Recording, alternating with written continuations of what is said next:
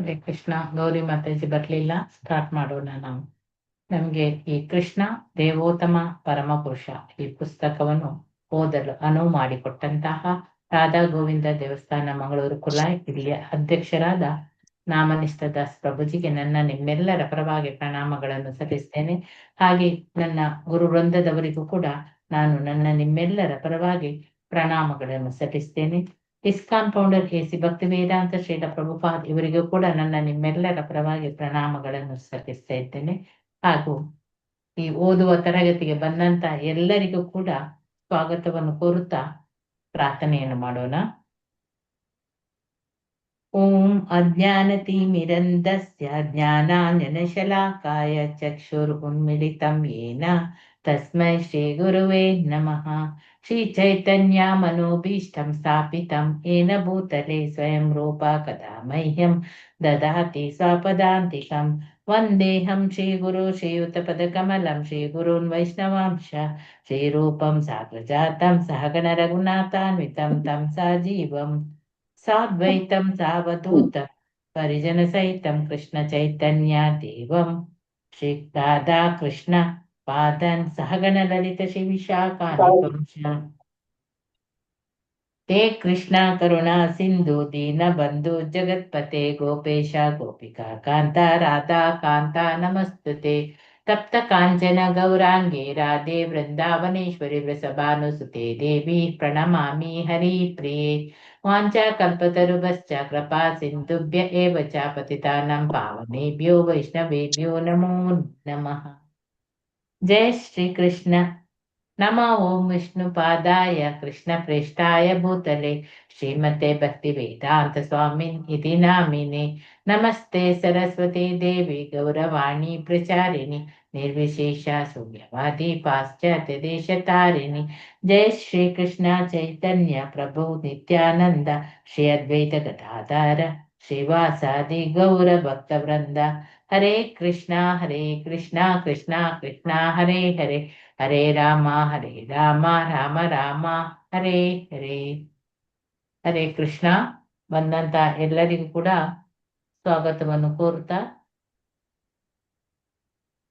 ಮಾಡೋಣ. ಹರೇ ಕೃಷ್ಣ ಮಾತಾಜಿ. ಹರೇ ಕೃಷ್ಣ. ಪ್ರವೀಣ ಮಾತಾಜಿ ಬಂದಿಲ್ಲವಾ? ಹರೇ ಕೃಷ್ಣ ಮಾತಾಜಿ ಬಂದಿದ್ದೇನೆ ಮಾತಾಜಿ. ಬಂದಿದ್ದೀರಾ? ಓಕೆ, ಸ್ಟಾರ್ಟ್ ಮಾಡಿ ಮಾತಾಜಿ. ಗೋಪಿಯರನ್ನು ಕೊಳಲು ಆಕರ್ಷಿಸಿದು ಅಧ್ಯಾಯ 21. ಸ್ಕ್ರೀನ್ ಬಂದಿದೆ ಅಲ್ಲ? ಹೌದು, ಕನ್ನಡ ಸೌಮ್ಯ ಮಾತಾಜಿ ಅಲ್ಲ, ಇದಲ್ಲ. ಯಾವುದು ಮಾತಾಜಿ ಇವಾಗ? ಕೃಷ್ಣನನ್ನು ಆಕರ್ಷಿಸಿದ್ದು. ಕೃಷ್ಣಮೂರ್ತಿ ಪ್ರಭುಜಿ ಹೇಳಿ, ಓದಿ. ಕೃಷ್ಣಮೂರ್ತಿ ಪ್ರಭುಜಿ ಅನ್ಮ್ಯೂಟ್ ಮಾಡ್ಕೊಳ್ಳಿ. ಹರೇ ಕೃಷ್ಣ ಮಾತಾಜಿ.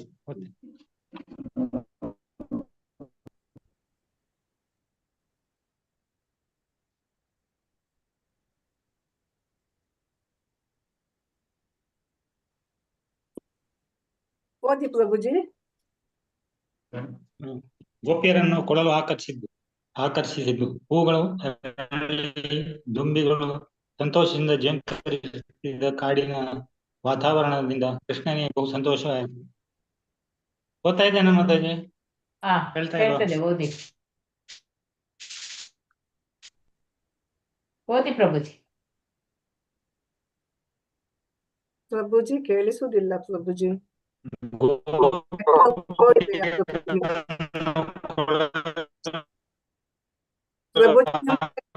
ನೆಟ್ವರ್ಕ್ ಪ್ರಾಬ್ಲಮ್ ಇದೆ ಪ್ರಭುಜಿ. ಇಲ್ಲ, ಕೇಳುದಿಲ್ಲ, ಕಟ್ ಆಗ್ತದೆ. ನೆಟ್ವರ್ಕ್ ಪ್ರಾಬ್ಲಮ್ ಇದೆ. ಬೇರೆ ಕಡೆಗೆ ಬಂದು ಓದಿ ಮತ್ತೆ ಪ್ರಭುಜಿ. ಗೋಪಿಯರನ್ನು ಕೊಳಲು ಆಕರ್ಷಿಸಿದ್ದು ಹೂಗಳು ಅರಳಿ. ಓದ್ತಾ ಇದ್ದೇನೆ ಮಾತಾಜಿ. ಕೇಳ್ತದೆ ಈಗ ಓದಿ. ಪ್ರಾಬ್ಲಮ್ ಇಂಟರ್ನೆಟ್ ಪ್ರಾಬ್ಲಮ್ ಇದೆ ಮಾತಾಜಿ, ಆಮೇಲೆ ಓದ್ತೇನೆ. ಓಕೆ. ಮಂಜುಳಾ ಮಾತಾಜಿ ಓದಿ.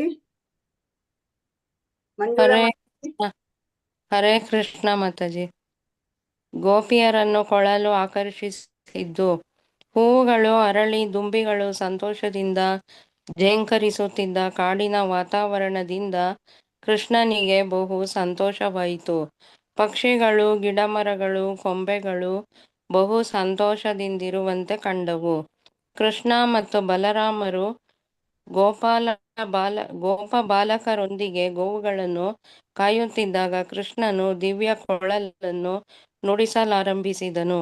ಕೃಷ್ಣನ ಕೊಳಲಿನ ನಾದವನ್ನು ಕೇಳಿ ಬೃಂದಾವನದ ಗೋಪಿಯರು ಅವನನ್ನು ಜ್ಞಾಪಿಸಿಕೊಂಡರು ಮತ್ತು ಕೃಷ್ಣನು ಎಷ್ಟು ಮಧುರವಾಗಿ ಕೊಳಲನ್ನು ನುಡಿಸುತ್ತಾನೆ ಎಂದು ತಮ್ಮಲ್ಲೇ ಮಾತನಾಡಿಕೊಂಡರು. ಕೃಷ್ಣನ ಕೊಳಲಿನ ಮಧುರ ನಾದವನ್ನು ಸ್ಮರಿಸಿಕೊಂಡರು. ಇದರಿಂದ ಅವರ ಮನಸ್ಸು ಕಲಕಿತು. ಮಧುರವಾದ ನಾದವನ್ನು ಸಂಪೂರ್ಣವಾಗಿ ವರ್ಣಿಸಲು ಅವರಿಗೆ ಸಾಧ್ಯವಾಗಲಿಲ್ಲ. ದಿವ್ಯ ನಾದವನ್ನು ಕುರಿತು ಮಾತನಾಡುವಾಗ ನೃತ್ಯ ಮಾಡುವ ನಟನಂತೆ ಕೃಷ್ಣನು ತಲೆಯ ಮೇಲೆ ನವಿಲುಗರಿಯನ್ನು ಇಟ್ಟುಕೊಂಡು, ಕಿವಿಗಳ ಮೇಲೆ ನೀಲಿ ಹೂವುಗಳನ್ನು ಇಟ್ಟುಕೊಂಡು ಹೇಗೆ ಉಡುಪು ಧರಿಸಿದ್ದ ಎಂದು ಸ್ಮರಿಸಿಕೊಂಡರು. ಅವನ ಉಡುಪು ಹಳದಿ ಚಿನ್ನದಂತೆ ಪ್ರಕಾಶಮಾನವಾಗಿತ್ತು ಮತ್ತು ಅವನು ವೈಜಯಂತಿ ರತ್ನಮಾಲೆಯನ್ನು ಧರಿಸಿದ್ದನು. ಇಷ್ಟು ಸುಂದರವಾಗಿ ಉಡುಪು ತೊಟ್ಟು ಕೃಷ್ಣನು ಅಮೃತವನ್ನು ಹೊರಸೂಸುತ್ತಿರುವ ತುಟಿಗಳಿಂದ ಕೊಳಲಿನ ರಂಧ್ರಗಳಲ್ಲಿ ಉಸಿರನ್ನು ತುಂಬಿದನು. ಬೃಂದಾವನ ಕಾಡನ್ನು ಪ್ರವೇಶಿಸುತ್ತಾ ಹೀಗೆ ಗೋಪಿಯರು ಅವನನ್ನು ಸ್ಮರಿಸಿಕೊಂಡರು. ಕೃಷ್ಣನ ಮತ್ತು ಅವನ ಗೆಳೆಯರ ಹೆಜ್ಜೆ ಗುರುತುಗಳಿಂದ ಆ ಕಾಡು ಸದಾ ಪಾವನವಾಗಿತ್ತು. ಕೊಳಲನ್ನು ನುಡಿಸುವುದರಲ್ಲಿ ಕೃಷ್ಣನು ಬಹು ನಿಪುಣ. ಆ ನಾದಕ್ಕೆ ಗೋಪಿಯರು ಮಾರು ಹೋದರು. ಆ ನಾದವು ಅವರಿಗೆ ಮಾತ್ರವಲ್ಲ, ಅದನ್ನು ಕೇಳಿದ ಎಲ್ಲ ಜೀವಿಗಳಿಗೂ ಆಕರ್ಷಕವಾಗಿತ್ತು. ಗೋಪಿಯರಲ್ಲಿ ಒಬ್ಬಳು ಕೃಷ್ಣ ಬಲರಾಮರು ಕಾಡನ್ನು ಪ್ರವೇಶಿಸುತ್ತಾ ಕೊಳಲನ್ನು ನುಡಿಸುತ್ತಾ ತಮ್ಮ ಗೆಳೆಯರೊಡನೆ ಗೋವುಗಳನ್ನು ಕಾಯುವುದನ್ನು ನೋಡುವುದೇ ಕಣ್ಣುಗಳ ಪರಮಭಾಗ್ಯ ಎಂದಳು. ಕೃಷ್ಣನು ಕೊಳಲನ್ನು ನುಡಿಸುತ್ತಾ ಕಾಡನ್ನು ಪ್ರವೇಶಿಸುವುದನ್ನು ಬಹಿರಂಗದಲ್ಲಿ ಮತ್ತು ಅಂತರಂಗದಲ್ಲಿ ನೋಡುತ್ತಾ ಸದಾ ದಿವ್ಯ ಧ್ಯಾನದಲ್ಲಿ ಮಗ್ನರಾಗಿರುವವರು ನಿಜವಾಗಿ ಪರಿಪೂರ್ಣ ಸಮಾಧಿಯನ್ನು ಸಾಧಿಸಿರುತ್ತಾರೆ. ಸಮಾಧಿ ಎಂದರೆ ಇಂದ್ರಿಯಗಳ ಎಲ್ಲ ವ್ಯಾಪಾರಗಳನ್ನು ಒಂದು ನಿರ್ದಿಷ್ಟ ವಸ್ತುವಿನಲ್ಲಿ ಕೇಂದ್ರೀಕರಿಸುವುದು. ಎಲ್ಲ ಧ್ಯಾನ ಮತ್ತು ಸಮಾಧಿಗಳ ಪರಿಪೂರ್ಣತೆ ಕೃಷ್ಣನ ಲೀಲೆಗಳೇ ಎಂದು ಗೋಪಿಯರು ತೋರಿಸಿಕೊಡುತ್ತಾರೆ. ಸದಾ ಕೃಷ್ಣನನ್ನೇ ಕುರಿತು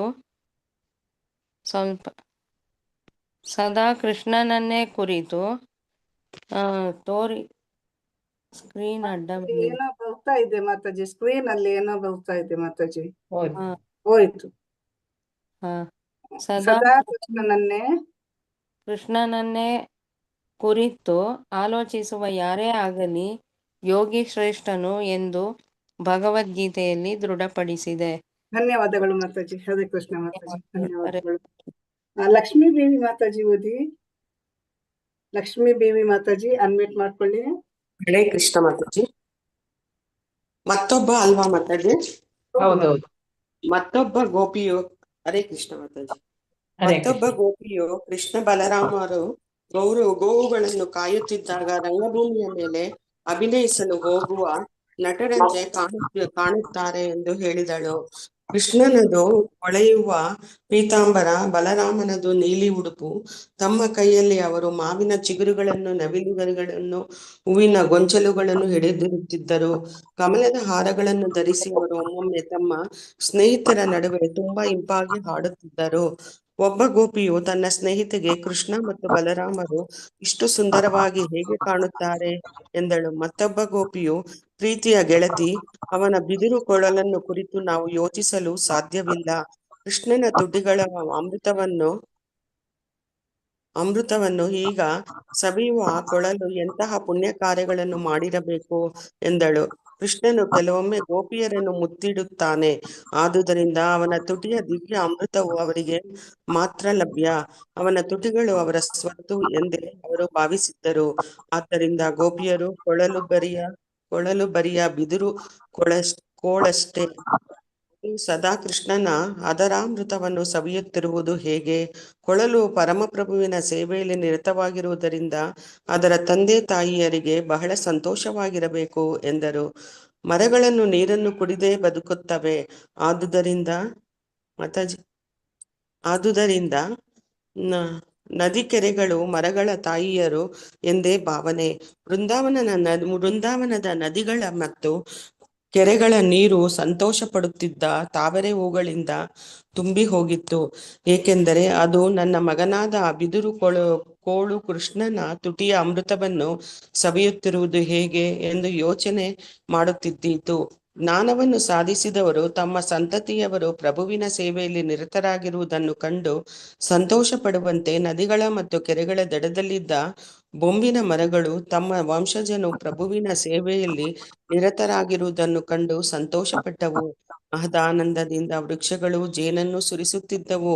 ಆ ಜೇನು ಕೊಂಬೆಗಳ ಮೇಲಿದ್ದ ಜೇನುಗೂಡುಗಳಿಂದ ಹರಿಯುತ್ತಿತ್ತು. ಕೆಲವೊಮ್ಮೆ ಧನ್ಯವಾದಗಳು ಮಾತಾಜಿ, ಧನ್ಯವಾದಗಳು ಮಾತಾಜಿ. ಧನ್ಯವಾದಗಳು. ಹರೇ ಕೃಷ್ಣ. ಹರೇ ಕೃಷ್ಣ ಮಾತಾಜಿ, ಧನ್ಯವಾದಗಳು. ಹರೇ ಕೃಷ್ಣ ಮಾತಾಜಿ. ಇಲ್ಲ ಪ್ರಭುಜಿ, ಸರಿ ಇಲ್ಲ. ಸ್ಲೋ ಇದೆ ಪ್ರಭುಜಿ, ತುಂಬಾ ಸ್ಲೋ ಇದೆ ಪ್ರಭುಜಿ. ಇಲ್ಲ, ನೆಟ್ವರ್ಕ್ ಸರಿ ಇಲ್ಲ ಪ್ರಭುಜಿ ನಿಮ್ಮದು. ಪ್ರಭುಜಿ ಗರಗರ ಪ್ರಭುಜಿ ಮ್ಯೂಟ್ ಮಾಡ್ಕೊಳ್ಳಿ ಪ್ರಭುಜಿ. ಮಾತಾಜಿ ನನ್ನನ್ನು ಕೋಸ್ಟ್ ಮಾಡಿ ಮಾತಾಜಿ. ಓಕೆ. ಲಕ್ಷ್ಮೀ PM ಮಾತಾಜಿ ನಿನ್ನೆ ಓದಿದ್ರ ಮಾತಾಜಿ ನೀವು? ಲಕ್ಷ್ಮೀ PM ಮಾತಾಜಿ ಇಲ್ಲ ಮಾತಾಜಿ, ಓದ್ಲಿಲ್ಲ. ಓದಿ ಮಾತಾಜಿ. ಓದ್ತೀನಿ. ಕೆಲವೊಮ್ಮೆ ಗೋಪಿಯರು ಕೃಷ್ಣನ ವಿಷಯವಾಗಿ ತಮ್ಮ ಗೆಳತಿಯರಿಗೆ ಹೀಗೆ ಹೇಳುತ್ತಿದ್ದರು: ಪ್ರೀತಿಯ ಗೆಳತಿಯರೇ, ನಮ್ಮ ಬೃಂದಾವನವು ಸಮಸ್ತ ಭೂಲೋಕದ ವೈಭವವನ್ನು ಸಾರುತ್ತಿದೆ, ಏಕೆಂದರೆ ದೇವಕಿಯ ಮಗನ ಕಮಲದಂತಹ ಹೆಜ್ಜೆ ಗುರುತುಗಳಿಂದ ಭೂಮಿಗೆ ವೈಭವ ಬರುತ್ತಿದೆ. ಇದಲ್ಲದೆ ಗೋವಿಂದನು ಕೊಳಲನ್ನು ನುಡಿಸಿದಾಗ ಕೂಡಲೇ ನವಿಲುಗಳು ಉತ್ಪನ್ನವಾಗುತ್ತವೆ. ಗೋವರ್ಧನ ಗಿರಿಯ ಮೇಲಾಗಲಿ ಕಣಿವೆಯಲ್ಲಾಗಲಿ ಇರುವ ಪ್ರಾಣಿಗಳು, ಗಿಡಮರಗಳು ಕುಣಿಯುತ್ತಿರುವ ನವಿಲುಗಳನ್ನು ನೋಡಿದಾಗ ಅವೆಲ್ಲ ನಿಶ್ಚಲವಾಗಿ ನಿಂತು ತದೇಕ ಚಿತ್ತವಾಗಿ ಕೊಳಲಿನ ದಿವ್ಯನಾದವನ್ನು ಕೇಳುತ್ತವೆ. ಬೇರಾವ ಲೋಕದಲ್ಲಿಯೂ ಈ ಭಾಗ್ಯವು ಸಾಧ್ಯವೂ ಅಲ್ಲ, ಲಭ್ಯವೂ ಅಲ್ಲ. ಗೋಪಿಯರು ಹಳ್ಳಿಯ ಗೋಪಿಕಾ ಸ್ತ್ರೀಯರು ಮತ್ತು ಬಾಲೆಯರೇ ಆಗಿದ್ದರು. ಅವರಿಗೆ ಕೃಷ್ಣನ ವಿಷಯವು ತಿಳಿದಿತ್ತು. ಹಾಗೆ ವೇದಗಳನ್ನು ಅಧಿಕಾರವಾಣಿಯಿಂದ ಕೇಳಿದರೆ ಸಾಕು, ಅತ್ಯುನ್ನತ ಸತ್ಯಗಳನ್ನು ಅರಿಯಬಹುದು. ಇನ್ನೊಬ್ಬ ಗೋಪಿಯು ಪ್ರೀತಿಯ ಗೆಳತಿಯರೇ, ಜಿಂಕೆಗಳನ್ನು ನೋಡಿ, ಅವು ಮೂಕ ಪ್ರಾಣಿಗಳಾದರೂ ಮಹಾರಾಜ ನಂದನ ಮಗನಾದ ಕೃಷ್ಣನ ಬಳಿಗೆ ಹೇಗೆ ಹೋಗಿವೆ ನೋಡಿ. ಕೃಷ್ಣ ಮತ್ತು ಬಲರಾಮರ ಉಡುಪಿನಿಂದ ಆಕರ್ಷಿತವಾಗಿರುವುದು ಮಾತ್ರವಲ್ಲ, ಕೊಳಲಿನ ದನಿಯನ್ನು ಕೇಳುತ್ತಲೇ ಜಿಂಕೆಗಳು ಬಹು ಪ್ರೀತಿಯಿಂದ ಪ್ರಭುವಿನತ್ತ ನೋಡುತ್ತಾ ತಮ್ಮ ಗಂಡಂದಿರೊಡಗೂಡಿ ಗೌರವಪೂರ್ವಕ ಪ್ರಣಾಮಗಳನ್ನು ಸಲ್ಲಿಸುತ್ತಿವೆ ಎಂದಳು. ಗೋಪಿಯರಿಗೆ ಜಿಂಕೆಗಳನ್ನು ಕಂಡು ಅಸೂಯೆ, ಏಕೆಂದರೆ ಅವು ತಮ್ಮ ಗಂಡಂದಿರೊಡನೆ ಕೃಷ್ಣನ ಸೇವೆ ಮಾಡಲು ಸಾಧ್ಯವಾಗಿತ್ತು. ಗೋಪಿಯರು ಕೃಷ್ಣನಡಿಗೆ ಹೋಗಬೇಕೆಂದು ಬಯಸಿದಾಗ ಅವರ ಗಂಡಂದರಿಗೆ ಸಂತೋಷವಾಗುತ್ತಿರಲಿಲ್ಲ. ಓದ್ಲಿ ಮಾತಾಜಿ ಮುಂದಕ್ಕೆ? ಓದಿ ಮಾತಾಜಿ. ಇನ್ನೊಬ್ಬ ಗೋಪಿಯು, ಪ್ರಿಯ ಗೆಳತಿಯರೇ, ಕೃಷ್ಣನು ಎಷ್ಟು ಸೊಗಸಾಗಿ ಉಡುಪನ್ನು ಧರಿಸಿದ್ದಾನೆ ಎಂದರೆ ಸ್ತ್ರೀಯರು ನಡೆಸುವ ಬಗೆ ಬಗೆಯ ಉತ್ಸವಗಳಿಗೆ ಅವನೇ ಚಾಲಕ ಶಕ್ತಿ ಎಂದು ತೋರುತ್ತದೆ. ಅವನ ಕೊಳಲಿನ ಅಲೌಕಿಕ ನಾದವನ್ನು ಕೇಳಿ ಸ್ವರ್ಗಲೋಕಗಳ ನಿವಾಸಿಗಳ ಹೆಂಡತಿಯರು ಆಕರ್ಷಿತರಾಗುತ್ತಾರೆ. ಅವರು ವಾಯು ವಿಮಾನಗಳಲ್ಲಿ ತಮ್ಮ ಗಂಡಂದಿರೊಂದಿಗೆ ಸಂತೋಷವಾಗಿ ವಾಯುವಿನಲ್ಲಿ ಪ್ರಯಾಣ ಮಾಡುತ್ತಿದ್ದರೂ ಕೃಷ್ಣನ ಕೊಳಲಿನ ದನಿಯನ್ನು ಕೇಳುತ್ತಲೇ ಅವರು ವಿಚಲಿತರಾಗುತ್ತಾರೆ. ಅವರ ಕೂದಲು ಸಡಿಲವಾಗುತ್ತದೆ ಮತ್ತು ಬಿಗಿಯಾದ ಅವರ ಉಡುಪುಗಳು ಸಡಿಲವಾಗುತ್ತವೆ ಎಂದಳು. ಹೇಗೆಂದರೆ ಕೃಷ್ಣನ ದಿವ್ಯ ಮುರಳೀನಾದವು ವಿಶ್ವದ ಎಲ್ಲ ಭಾಗಗಳಿಗೂ ವ್ಯಾಪಿಸಿತ್ತು ಎಂದರ್ಥ. ಅಲ್ಲದೆ ಆಕಾಶದಲ್ಲಿ ಹಾರಾಡುವ ವಿವಿಧ ಬಗೆಯ ವಿಮಾನಗಳ ವಿಷಯವೂ ಗೋಪಿಯರಿಗೆ ತಿಳಿದಿತ್ತು ಎನ್ನುವುದು ಮಹತ್ವದ ಸಂಗತಿ. ಮಾತಾಜಿ. ಹರೇ ಕೃಷ್ಣ ಮಾತಾಜಿ. ಸಾಯಿ ಲಕ್ಷ್ಮಿ ಮಾತಾಜಿ ಓದಿ. ಅನ್ಮ್ಯೂಟ್ ಮಾಡ್ಕೊಳ್ಳಿ ಮಾತಾಜಿ. ಸಾಯಿ ಲಕ್ಷ್ಮಿ ಮಾತಾಜಿ, ಸಾಯಿ ಲಕ್ಷ್ಮಿ ಮಾತಾಜಿ ಅನ್ಮ್ಯೂಟ್ ಮಾಡ್ಕೊಳ್ಳಿ. ಕೇಳಿಸ್ತಾ ಇದೆ ಮಾತಾಜಿ? ಹೌದು ಮಾತಾಜಿ, ಕೇಳಿಸ್ತಾ ಇದೆ. ಇನ್ನೊಬ್ಬ ಗೋಪಿಯ ತನ್ನ ಗೆಳತಿಯರಿಗೆ, ಪ್ರೀತಿಯ ಗೆಳತಿಯರೇ, ಕೃಷ್ಣನ ಕೊಳಲಿನ ನಾದವನ್ನು ಕೇಳುತ್ತಲೇ ಹಸುಗಳು ಮನಸೋಲುತ್ತವೆ. ಆ ನಾದವು ಅವಕ್ಕೆ ಅಮೃತಧಾರೆಯಂತೆ ಭಾಸರವಾಗುತ್ತದೆ. ಕೂಡಲೇ ಅವು ಕೊಳಲಿನ ಸುಧಾ ರಸವನ್ನು ಹಿಡಿದಿಟ್ಟುಕೊಳ್ಳಲು ತಮ್ಮ ಉದ್ದವಾದ ಕಿವಿಗಳನ್ನು ಹಿಗ್ಗಿಸಿಕೊಳ್ಳುತ್ತವೆ. ಕರುಗಳಾದರೂ ಅವುಗಳ ತಾಯಿಯರ ಕೆಚ್ಚಲುಗಳು ಅವುಗಳ ಬಾಯಲ್ಲಿದ್ದರೂ ಹಾಲನ್ನು ಕುಡಿಯಲಾರವು. ಅವು ಭಕ್ತಿಯಿಂದ ನಿಶ್ಚಲವಾಗಿ ನಿಲ್ಲುತ್ತವೆ. ಕೃಷ್ಣನನ್ನು ಹೇಗೆ ಎದೆಗೆ ಅಪ್ಪಿಕೊಳ್ಳುತ್ತೇವೋ ಎನ್ನುವುದನ್ನು ಅವುಗಳ ಕಣ್ಣುಗಳಿಂದ ಸುರಿಯುವ ಕಂಬನಿಯು ತೋರಿಸುತ್ತದೆ ಎಂದು ಹೇಳಿದಳು.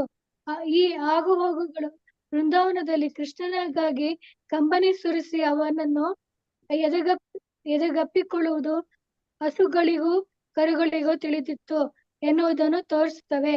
ವಾಸ್ತವವಾಗಿ ಕೃಷ್ಣ ಪ್ರಜ್ಞೆಯು ಕಂಬನಿಯಲ್ಲಿ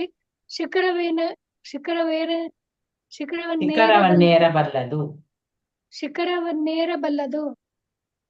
ಅವಳಿಗಿಂತ ಚಿಕ್ಕವಳಾದ ಗೋಪಿಯು ತನ್ನ ತಾಯಿಗೆ, ಅಮ್ಮ, ಕೊಳಲನ್ನು ನುಡಿಸುತ್ತಿರುವ ಕೃಷ್ಣನನ್ನೇ ನೋಡುತ್ತಿರುವ ಪಕ್ಷಿಗಳು ಬೇರೆ ಬೇರೆ ಮರಗಳ ರೆಂಬೆಗಳ ಮೇಲೆ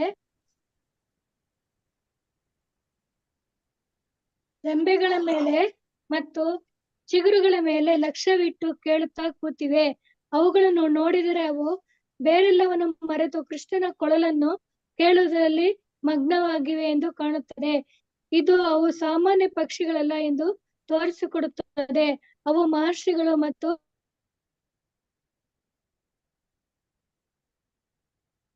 ಭಕ್ತರು.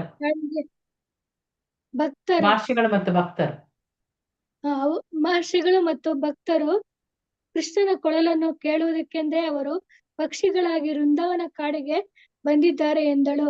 ಮಹಾ ಋಷಿಗಳಿಗೂ ವಿದ್ವಾಂಸರಿಗೂ ವೈದಿಕ ಜ್ಞಾನದ ಆಸಕ್ತಿ.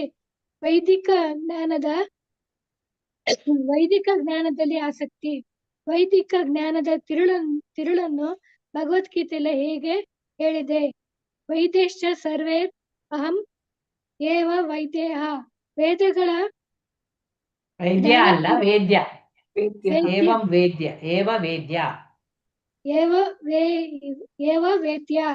ವೇದಗಳ ಜ್ಞಾನದಿಂದ ಕೃಷ್ಣನನ್ನು ಅರ್ಥ ಮಾಡಿಕೊಳ್ಳಬೇಕು. ಕೃಷ್ಣನ ಕೊಳಲಿನ ದಿವ್ಯನಾದಕ್ಕೆ ಮರು ಹೋಗಿ ವೈದಿಕ ಜ್ಞಾನದ ಎಲ್ಲ ಶಾಖೆಗಳನ್ನು ತಿರಸ್ಕರಿಸಿದ ಮಹಾನ್ ವಿದ್ವಾಂಸರ ನಡವಳಿಕೆಯನ್ನು ಈ ಪಕ್ಷಗಳ ವರ್ತನೆ ಹೋಲುತ್ತಿತ್ತು ಎಂದು ಕಾಣುತ್ತದೆ. ಕೃಷ್ಣನ ಕೊಳಲಿನ ದಿವ್ಯ ನಾದವನ್ನು ಕೇಳಿ ಯಮುನೆಯು ಅವನ ಚರಣಕಮಲಗಳನ್ನು ಅಪ್ಪಿಕೊಳ್ಳಲು ಬಯಸಿ ಗಾಢ ಭಾವದಿಂದ ಮುಕುಂದನಿಗೆ ಪುಷ್ಪಗಳನ್ನು ಅರ್ಪಿಸಲು ತನ್ನ ಕೈಗಳಲ್ಲಿ ತಾವರೆ ಹೂಗಳನ್ನು ಹಿಡಿದು ತನ್ನ ರಭಸದ ಅಲೆಗಳನ್ನು ತಡೆದು ಮೆಲ್ಲನೆ ಹರಿಯಲು ಪ್ರಾರಂಭಿಸಿದಳು. ಧನ್ಯವಾದಗಳು ಮಾತಾಜಿ. ಹರೇ ಕೃಷ್ಣ ಮಾತಾಜಿ. ಧನ್ಯವಾದಗಳು. ಪದ್ಮಾ ಮಾತಾಜಿ ಓದಿ. ಪದ್ಮಾ ಮಾತಾಜಿ. ಹರೇ ಕೃಷ್ಣ ಮಾತಾಜಿ. ಓದಿ ಮಾತಾಜಿ. ಶರತ್ಕಾಲದ ಬಿಸಿಲಿನ ಪ್ರಖರತೆಯನ್ನು ತಡೆದುಕೊಳ್ಳುವುದು ಒಮ್ಮೊಮ್ಮೆ ಕಷ್ಟವಾಗುತ್ತಿತ್ತು. ಆದುದರಿಂದ ಕೃಷ್ಣ ಮತ್ತು ಬಲರಾಮರು ಕೊಳಲು ನುಡಿಸುವಾಗ ಸಹಾನುಭೂತಿಯಿಂದ ಮೋಡಗಳು ಆಕಾಶದಲ್ಲಿ ಕಾಣಿಸಿಕೊಳ್ಳುತ್ತಿದ್ದವು. ಕೃಷ್ಣನೊಡನೆ ಸ್ನೇಹ ಮಾಡಿಕೊಳ್ಳುವುದಕ್ಕೋಸ್ಕರ ಮೋಡಗಳು ಅವರ ತಲೆಯ ಮೇಲೆ ಹಿತವಾದ ಕೊಡೆಯಂತಿದ್ದವು. ಕೃಷ್ಣನ ಚರಣಕಮಲಗಳ ಸ್ಪರ್ಶದಿಂದ ಕೆಂಪಾಗಿದ್ದ ವೃಂದಾವನದ ಧೂಳನ್ನು ತಮ್ಮ ಋಷಿಗಳಿಗೂ ಸ್ತನಗಳಿಗೂ ತಮ್ಮ ಮುಖಗಳಿಗೂ ಸ್ತನಗಳಿಗೂ ಹಂಚಿಕೊಂಡ ಕಾಮುಕ ಆದಿವಾಸಿ ಸ್ತ್ರೀಯರಿಗೂ ಸಮಾಧಾನವಾಯಿತು. ಆದಿವಾಸಿ ಹುಡುಗಿಯರಿಗೆ ತುಂಬಿದ್ದ ಸ್ತನಗಳಿದ್ದವು ಮತ್ತು ಅವರಿಗೆ ಕಾಮವು ಹೆಚ್ಚು. ಅವರ ಪ್ರೇಮಿಗಳು ಮತ್ತು ಸ್ತನಗಳನ್ನು ಮುಟ್ಟಿದಾಗ ಅವರಿಗೆ ತೃಪ್ತಿಯಾಗುತ್ತಿರಲಿಲ್ಲ. ಅವರು ಕಾಡಿನ ಮಧ್ಯೆ ಬಂದಾಗ ಮತ್ತು ಕೃಷ್ಣನು ನಡೆಯುತ್ತಿರುವಾಗ ಅವನ ಚರಣ ಕಮಲದಿಂದ ಉದುರಿದ ಕುಂಕುಮದಿಂದ ಬೃಂದಾವನದ ಎಲೆಗಳು ಬಳ್ಳಿಗಳು ಕೆಂಪು ಬಣ್ಣಕ್ಕೆ ತಿರುಗುತ್ತಿದ್ದುದನ್ನು ಅವರು ನೋಡಿದರು. ಗೋಪಿಯರು ಕೃಷ್ಣನ ಚರಣ ಕಮಲಗಳನ್ನು ಎದೆಗೆ ಒತ್ತಿಕೊಳ್ಳುತ್ತಿದ್ದರು. ಅವರ ಸ್ತನಗಳು ಕುಂಕುಮದಿಂದ ಕೆಂಪು ಬಣ್ಣವಾಗಿದ್ದವು. ಆಗ ಕೃಷ್ಣನು ಬಲರಾಮ ಮತ್ತು ಇತರ ಸ್ನೇಹಿತರೊಂದಿಗೆ ಬೃಂದಾವನದ ಕಾಡಿನಲ್ಲಿ ಅಲೆದಾಗ ಕೆಂಪು ಕುಂಕುಮವು ಭೂಮಿಯ ಮೇಲೆ ಬಿದ್ದಿತ್ತು. ಆದುದರಿಂದ ಕಾಮುಕರಾದ ಆದಿವಾಸಿ ಹುಡುಗಿಯರು ಕೃಷ್ಣನ ಕೊಳಲನ್ನು ನುಡಿಸುವುದಕ್ಕಾಗಿ ಕಾಣುತ್ತಿದ್ದಾಗ ಭೂಮಿಯ ಮೇಲೆ ಕೆಂಪು ಕುಂಕುಮವನ್ನು ಕಂಡರು. ಕೂಡಲೇ ಅದನ್ನು ತೆಗೆದುಕೊಂಡು ತಮ್ಮ ಮುಖಗಳಿಗೆ ಮತ್ತು ಸ್ತನಗಳಿಗೆ ಹಚ್ಚಿಕೊಂಡರು. ಅವರ ಪ್ರೇಮಿಗಳು ಅವರ ಸ್ತನಗಳನ್ನು ಮುಟ್ಟಿದಾಗ ತೃಪ್ತಿಯಾಗದಿದ್ದರೂ ಕುಂಕುಮವನ್ನು ಹಚ್ಚಿಕೊಂಡಾಗ ಅವರಿಗೆ ಸಂಪೂರ್ಣವಾಗಿ ತೃಪ್ತಿಯಾಯಿತು. ಮನುಷ್ಯನಿಗೆ ಕೃಷ್ಣ ಪ್ರಜ್ಞೆಯ ಸಂಪರ್ಕವಾದಾಗ ಎಲ್ಲ ಭೌತಿಕ ಕಾಮಗಳ ಬಯಕೆಗಳು ಕೂಡಲೇ ತೃಪ್ತಿಗೊಳ್ಳುತ್ತವೆ. ಓದ ಬರ್ತದೆ ಮುಂದಕ್ಕೆ. ಓದಿ ಮಾತಾಜಿ ಒಂದು ಹರೇ ಕೃಷ್ಣ ಮಾತಾಜಿ. ಓದಿ ಮಾತಾಜಿ. ಮತ್ತೊಬ್ಬ ಗೋಪಿಯು ಗೋವರ್ಧನಗಿರಿಯ ವಿಶಿಷ್ಟ ಸ್ಥಾನವನ್ನು ಹೀಗೆ ಹೊಗಳಿದಳು. ಈ ಗೋವರ್ಧನಗಿರಿಯದು ಎಂತಹ ಅದೃಷ್ಟ! ಅದರ ಮೇಲೆ ಕೃಷ್ಣ ಮತ್ತು ಬಲರಾಮರು ನಡೆಯುವುದರಿಂದ ಅದರ ಸಹವಾಸದ ಭಾಗ್ಯವು ಅದಕ್ಕಿದೆ. ಹೀಗೆ ಗೋವರ್ಧನಕ್ಕೆ ಸದಾ ಪ್ರಭುವಿನ ಚರಣಕಮಲದ ಸ್ಪಷ್ಟವಿದೆ. ಗೋವರ್ಧನಗಿರಿಗೆ ಕೃಷ್ಣ ಮತ್ತು ಬಲರಾಮರು ಎಷ್ಟು ಉಪಕಾರ ಮಾಡಿರುವಾಗ ಪ್ರಭುವಿಗೆ ಕಾಣಿಕೆಯಾಗಿ ಅದು ಬಗೆ ಬಗೆಯ ಹಣ್ಣುಗಳನ್ನು, ಬೇರುಗಳನ್ನು, ಮೂಲಿಕೆಗಳನ್ನು, ಜೊತೆಗೆ ಅದರ ಕೆರೆಗಳಿಂದ ತಿಳಿಯಾದ ನೀರನ್ನು ಕೊಡುತ್ತಿದೆ. ಗೋವರ್ಧನಗಿರಿಯು ಅರ್ಪಿಸಿದ ಅತಿ ಶ್ರೇಷ್ಠ ಕಾಣಿಕೆ ಎಂದರೆ ಹಸುಗಳು ಮತ್ತು ಕರುಗಳಿಗಾಗಿ ಹೊಸದಾಗಿ ಬೆಳೆದ ಹುಲ್ಲು. ಪ್ರಭುವಿನ ಬಹು ಪ್ರೀತಿಯ ಜೊತೆಗಾರರಾದ ಹಸುಗಳಿಗೂ ಗೋಪ ಬಾಲಕರನ್ನು ಸಂತೋಷಪಡಿಸಿ ಪ್ರಭುವನ್ನು ಪ್ರಸನ್ನಗೊಳಿಸುವುದು ಹೇಗೆ ಎಂದು ಗೋವರ್ಧನಗಿರಿಗೆ ತಿಳಿದಿತ್ತು. ಧನ್ಯವಾದಗಳು ಮಾತಾಜಿ. ಹರೇ ಕೃಷ್ಣ. ಹರೇ ಕೃಷ್ಣ ಮಾತಾಜಿ. ಹರೇ ಕೃಷ್ಣ. ರಾಘವ ಮಾತಾಜಿ ಓದಿ. ಅನ್ಮ್ಯೂಟ್ ಮಾಡ್ಕೊಳ್ಳಿ ಮಾತಾಜಿ. ಪ್ರೇಮ ರಾಘವ ಮಾತಾಜಿ. ಕೃಷ್ಣ ಮಾತಾಜಿ. ಗೋವರ್ಧನಗಿರಿಯು ಅರ್ಪಿಸಿದ ಇದಲ್ವಾ? ಅದು ಆಯ್ತು. ಕೃಷ್ಣ ಬಲರಾಮ ಬಲರಾಮರು ತಮ್ಮ ಕೊಳಲುಗಳನ್ನು ನುಡಿಸುತ್ತಾ ಎಲ್ಲಾ ಚರ ಮತ್ತು ಸ್ಥಿರ ಜೀವಿಗಳೊಂದಿಗೆ ಆತ್ಮೀಯತೆಯನ್ನು ಬೆಳೆಸುತ್ತಾ ಬೃಂದಾವನದ ಕಾಡಿನಲ್ಲಿ ಹೋಗುತ್ತಿದ್ದಾಗ ಪ್ರತಿಯೊಂದು ವಸ್ತುವು ಆಶ್ಚರ್ಯವನ್ನುಂಟು ಮಾಡುವಂತೆ ಕಾಣಿಸುತ್ತಿತ್ತು ಎಂದು ಇನ್ನೊಬ್ಬ ಗೋಪಿಯು ಹೇಳುತ್ತಿದ್ದಳು. ಕೃಷ್ಣ ಮತ್ತು ಬಲರಾಮರು ತಮ್ಮ ದಿವ್ಯ ಮುರಳಿಗಳನ್ನು ನುಡಿಸುತ್ತಿದ್ದಾಗ ಚರ ಪ್ರಾಣಿಗಳು ಸ್ತಂಭೀಭೂತವಾಗಿ ತಮ್ಮ ಚಟುವಟಿಕೆಗಳನ್ನು ನಿಲ್ಲಿಸಿದವು. ಗಿಡಮರಗಳಂತಹ ಸ್ಥಿರಜೀವಿಗಳು ಹರ್ಷಾತಿರೇಕದಿಂದ ಕಂಪಿಸಿದವು. ಸಾಮಾನ್ಯ ಗೋಪಾಲಕರಂತೆಯೇ ಕೃಷ್ಣ ಮತ್ತು ಬಲರಾಮರು ತಮ್ಮ ಹೆಗಲಿನ ಮೇಲೆ ಮತ್ತು ಕೈಯಲ್ಲಿ ಕಟ್ಟುವ ಹಗ್ಗಗಳನ್ನು ಕೊಂಡೊಯ್ಯುತ್ತಿದ್ದರು. ಹಸುಗಳಿಂದ ಹಾಲನ್ನು ಕರೆಯುವಾಗ ಅವುಗಳ ಹಿಂಗಾಲುಗಳನ್ನು ಬಾಲಕರು ಒಂದು ಸಣ್ಣ ಹಗ್ಗದಿಂದ ಕಟ್ಟುತ್ತಿದ್ದರು. ಸ್ವಲ್ಪ ಹೆಚ್ಚು ಕಡಿಮೆ ಸದಾ ಈ ಹಗ್ಗವು ಹುಡುಗರ ಹೆಗಲಿನಿಂದ ಇಳಿಬಿದ್ದಿರುತ್ತಿತ್ತು.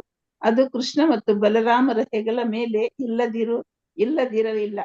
ಅವರು ದೇವೋತ್ತಮ ಪರಮ ಪುರುಷರಾದರೂ ಗೋಪ ಬಾಲಕರಂತೆಯೇ ನಡೆದುಕೊಂಡರು. ಆದುದರಿಂದ ಪ್ರತಿಯೊಂದು ಆಶ್ಚರ್ಯಕರವಾಯಿತು ಮತ್ತು ಆಕರ್ಷಕವಾಯಿತು.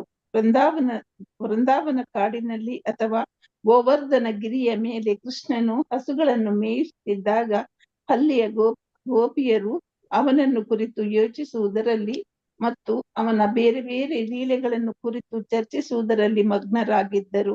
ಇದು ಕೃಷ್ಣ ಪ್ರಜ್ಞೆಯ ಪರಿಪೂರ್ಣ ನಿದರ್ಶನ. ಹೇಗಾದರೂ ಸದಾ ಕೃಷ್ಣನ ಯೋಚನೆಯಲ್ಲಿ ಮುಳುಗಿರುವುದು ಗೋಪಿಯರ ನಡತೆಯಲ್ಲಿ ಸದಾ ಸ್ಫುಟವಾಗಿ ಈ ನಿದರ್ಶನವಿದೆ. ಆದುದರಿಂದ ಗೋಪಿಯರ ರೀತಿಗಿಂತ ಉತ್ತಮವಾದ ಯಾವುದೇ ರೀತಿಯಲ್ಲಿ ಪರಮಪ್ರಭುವನ್ನು ಪೂಜಿಸುವುದು ಸಾಧ್ಯವಿಲ್ಲ ಎಂದು ಚೈತನ್ಯ ಮಹಾಪ್ರಭುಗಳು ಹೇಳಿದ್ದಾರೆ. ಗೋಪಿಯರು ಉತ್ತಮ ಬ್ರಾಹ್ಮಣ ಅಥವಾ ಕ್ಷತ್ರಿಯರ ಸಂಸಾರದಲ್ಲಿ ಹುಟ್ಟಿದವರಲ್ಲ. ಅವರು ವೈಶ್ಯ ಕುಟುಂಬಗಳಲ್ಲಿ ಹುಟ್ಟಿದವರು. ದೊಡ್ಡ ವಾಣಿಜ್ಯ ಸಮುದಾಯಗಳಲ್ಲಿ ಹುಟ್ಟಿದವರಲ್ಲ. ಗೋಪಾಲಕರ ಮನೆಯಲ್ಲಿ ಹುಟ್ಟಿದವರು. ಅವರು ವೈದಿಕ ಜ್ಞಾನದಲ್ಲಿ ಅಧಿಕಾರಿಗಳಾದ ಬ್ರಾಹ್ಮಣರಿಂದ ಬೇರೆ ಬೇರೆ ಬಗೆಯ ವಿಷಯಗಳನ್ನು ತಿಳಿದುಕೊಂಡಿದ್ದರೂ ಹೆಚ್ಚು ವಿದ್ಯಾಭ್ಯಾಸವಿದ್ದವರಲ್ಲ. ಗೋಪಿಯರ ಒಂದೇ ಒಂದು ಗುರಿ ಎಂದರೆ ಸದಾ ಕೃಷ್ಣನನ್ನು ಕುರಿತು ಯೋಚನೆಯಲ್ಲಿ ಮಗ್ನರಾಗಿದ್ದರು. ಗೋಪಿಯರನ್ನು ಕೊಳ್ಳಲು ಆಕರ್ಷಿಸಿದು ಎಂಬ 21ನೇ ಅಧ್ಯಾಯದ ಭಕ್ತಿ ವೇದಾಂತ ಭಾವಾರ್ಥವು ಇಲ್ಲಿಗೆ ಮುಗಿಯಿತು. ಹರೇ ಕೃಷ್ಣ. ಹರೇ ಕೃಷ್ಣ ಕೃಷ್ಣ ಕೃಷ್ಣ ಹರೇ ಹರೇ ಹರೇ ರಾಮ ಹರೇ ರಾಮ ರಾಮ ಹರೇ ಹರೇ. ಹರೇ ಕೃಷ್ಣ. ಇಲ್ಲಿ ಗೋಪಿಯರನ್ನು ಕೊಳಲು ಆಕರ್ಷಿಸಿದು.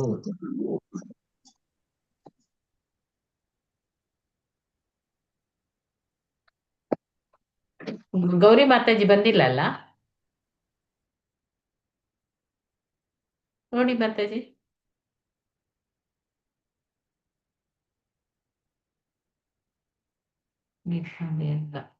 ಇಲ್ಲ ಮಾತಾಜಿ, ಬಂದಿಲ್ಲ ಮಾತಾಜಿ. ಓಕೆ.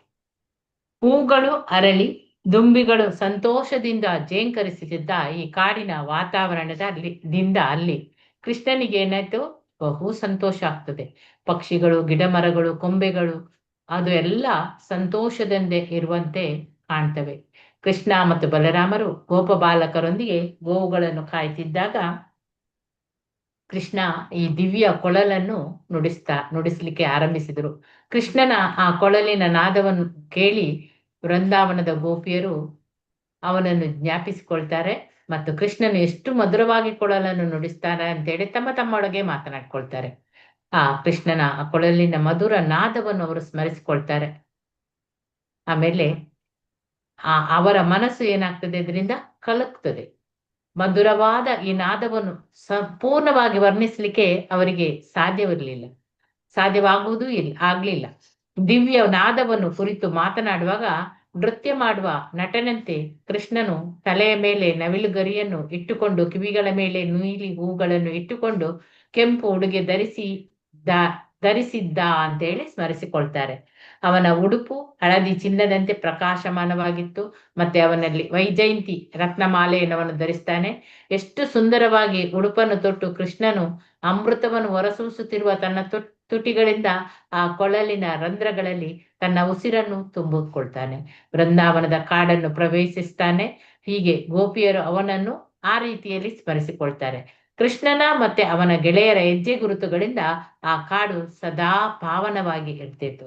ಕೊಳಲನ್ನು ನುಡಿಸುವುದರಲ್ಲಿ ಕೃಷ್ಣನು ಬಹು ನಿಪುಣ. ಆ ನಾದಕ್ಕೆ ಗೋಪಿಯರೆಲ್ಲ ಮಾರು ಹೋಗ್ತಾರೆ. ಆ ನಾದವು ಅವರಿಗೆ ಮಾತ್ರ ಅಲ್ಲ, ಅವದ್ದನ್ನು ಕೇಳಿದ ಎಲ್ಲಾ ಜೀವಿಗಳಿಗೂ ಕೂಡ ಅದು ಆಕರ್ಷಕವಾಗಿತ್ತು. ಗೋಪಿಯರಲ್ಲಿ ಒಬ್ಬಳು ಹೇಳ್ತಾಳೆ, ಕೃಷ್ಣ ಬಲರಾಮರು ಕಾಡನ್ನು ಪ್ರವೇಶಿಸಿದಾಗ ಕೊಳಲನ್ನು ನುಡಿಸುತ್ತಾ ತಮ್ಮ ಗೆಳೆಯರೊಡನೆ ಗೋವುಗಳನ್ನು ಕಾಯುವುದನ್ನು ನೋಡುವುದೇ ಆ ಕಣ್ಣುಗಳ ಪರಮ ಭಾಗ್ಯ ಅಂತ ಹೇಳ್ತಾಳೆ. ಕೃಷ್ಣನು ಕೊಳಲನ್ನು ನುಡಿಸುತ್ತಾ ಕಾಡನ್ನು ಪ್ರವೇಶಿಸುವುದನ್ನು ಬಹಿರಂಗದಲ್ಲಿ ಮತ್ತು ಅಂತರಂಗದಲ್ಲಿ ನೋಡುತ್ತಾ ಸದಾ ದಿವ್ಯ ಧ್ಯಾನದಲ್ಲಿ ಮಗ್ನರಾಗಿರುವವರು ನಿಜವಾಗಿ ಪರಿಪೂರ್ಣ ಸಮಾಧಿಯನ್ನು ಸಾಧಿಸಿರುತ್ತಾರೆ. ಸಮಾಧಿ ಎಂದರೆ ಇಂದ್ರಿಯಗಳ ಎಲ್ಲಾ ವ್ಯಾಪಾರಗಳನ್ನು ಒಂದು ನಿರ್ದಿಷ್ಟ ವಸ್ತುವಿನಲ್ಲಿ ಅವರು ಕೇಂದ್ರೀಕರಿಸುವುದು. ಎಲ್ಲಾ ಧ್ಯಾನ ಮತ್ತು ಸಮಾಧಿಗಳ ಪರಿಪೂರ್ಣತೆ ಕೃಷ್ಣನ ಲೀಲೆಗಳು ಎಂದು ಗೋಪಿಯರು ಇಲ್ಲಿ ತೋರಿಸಿಕೊಡ್ತಾರೆ.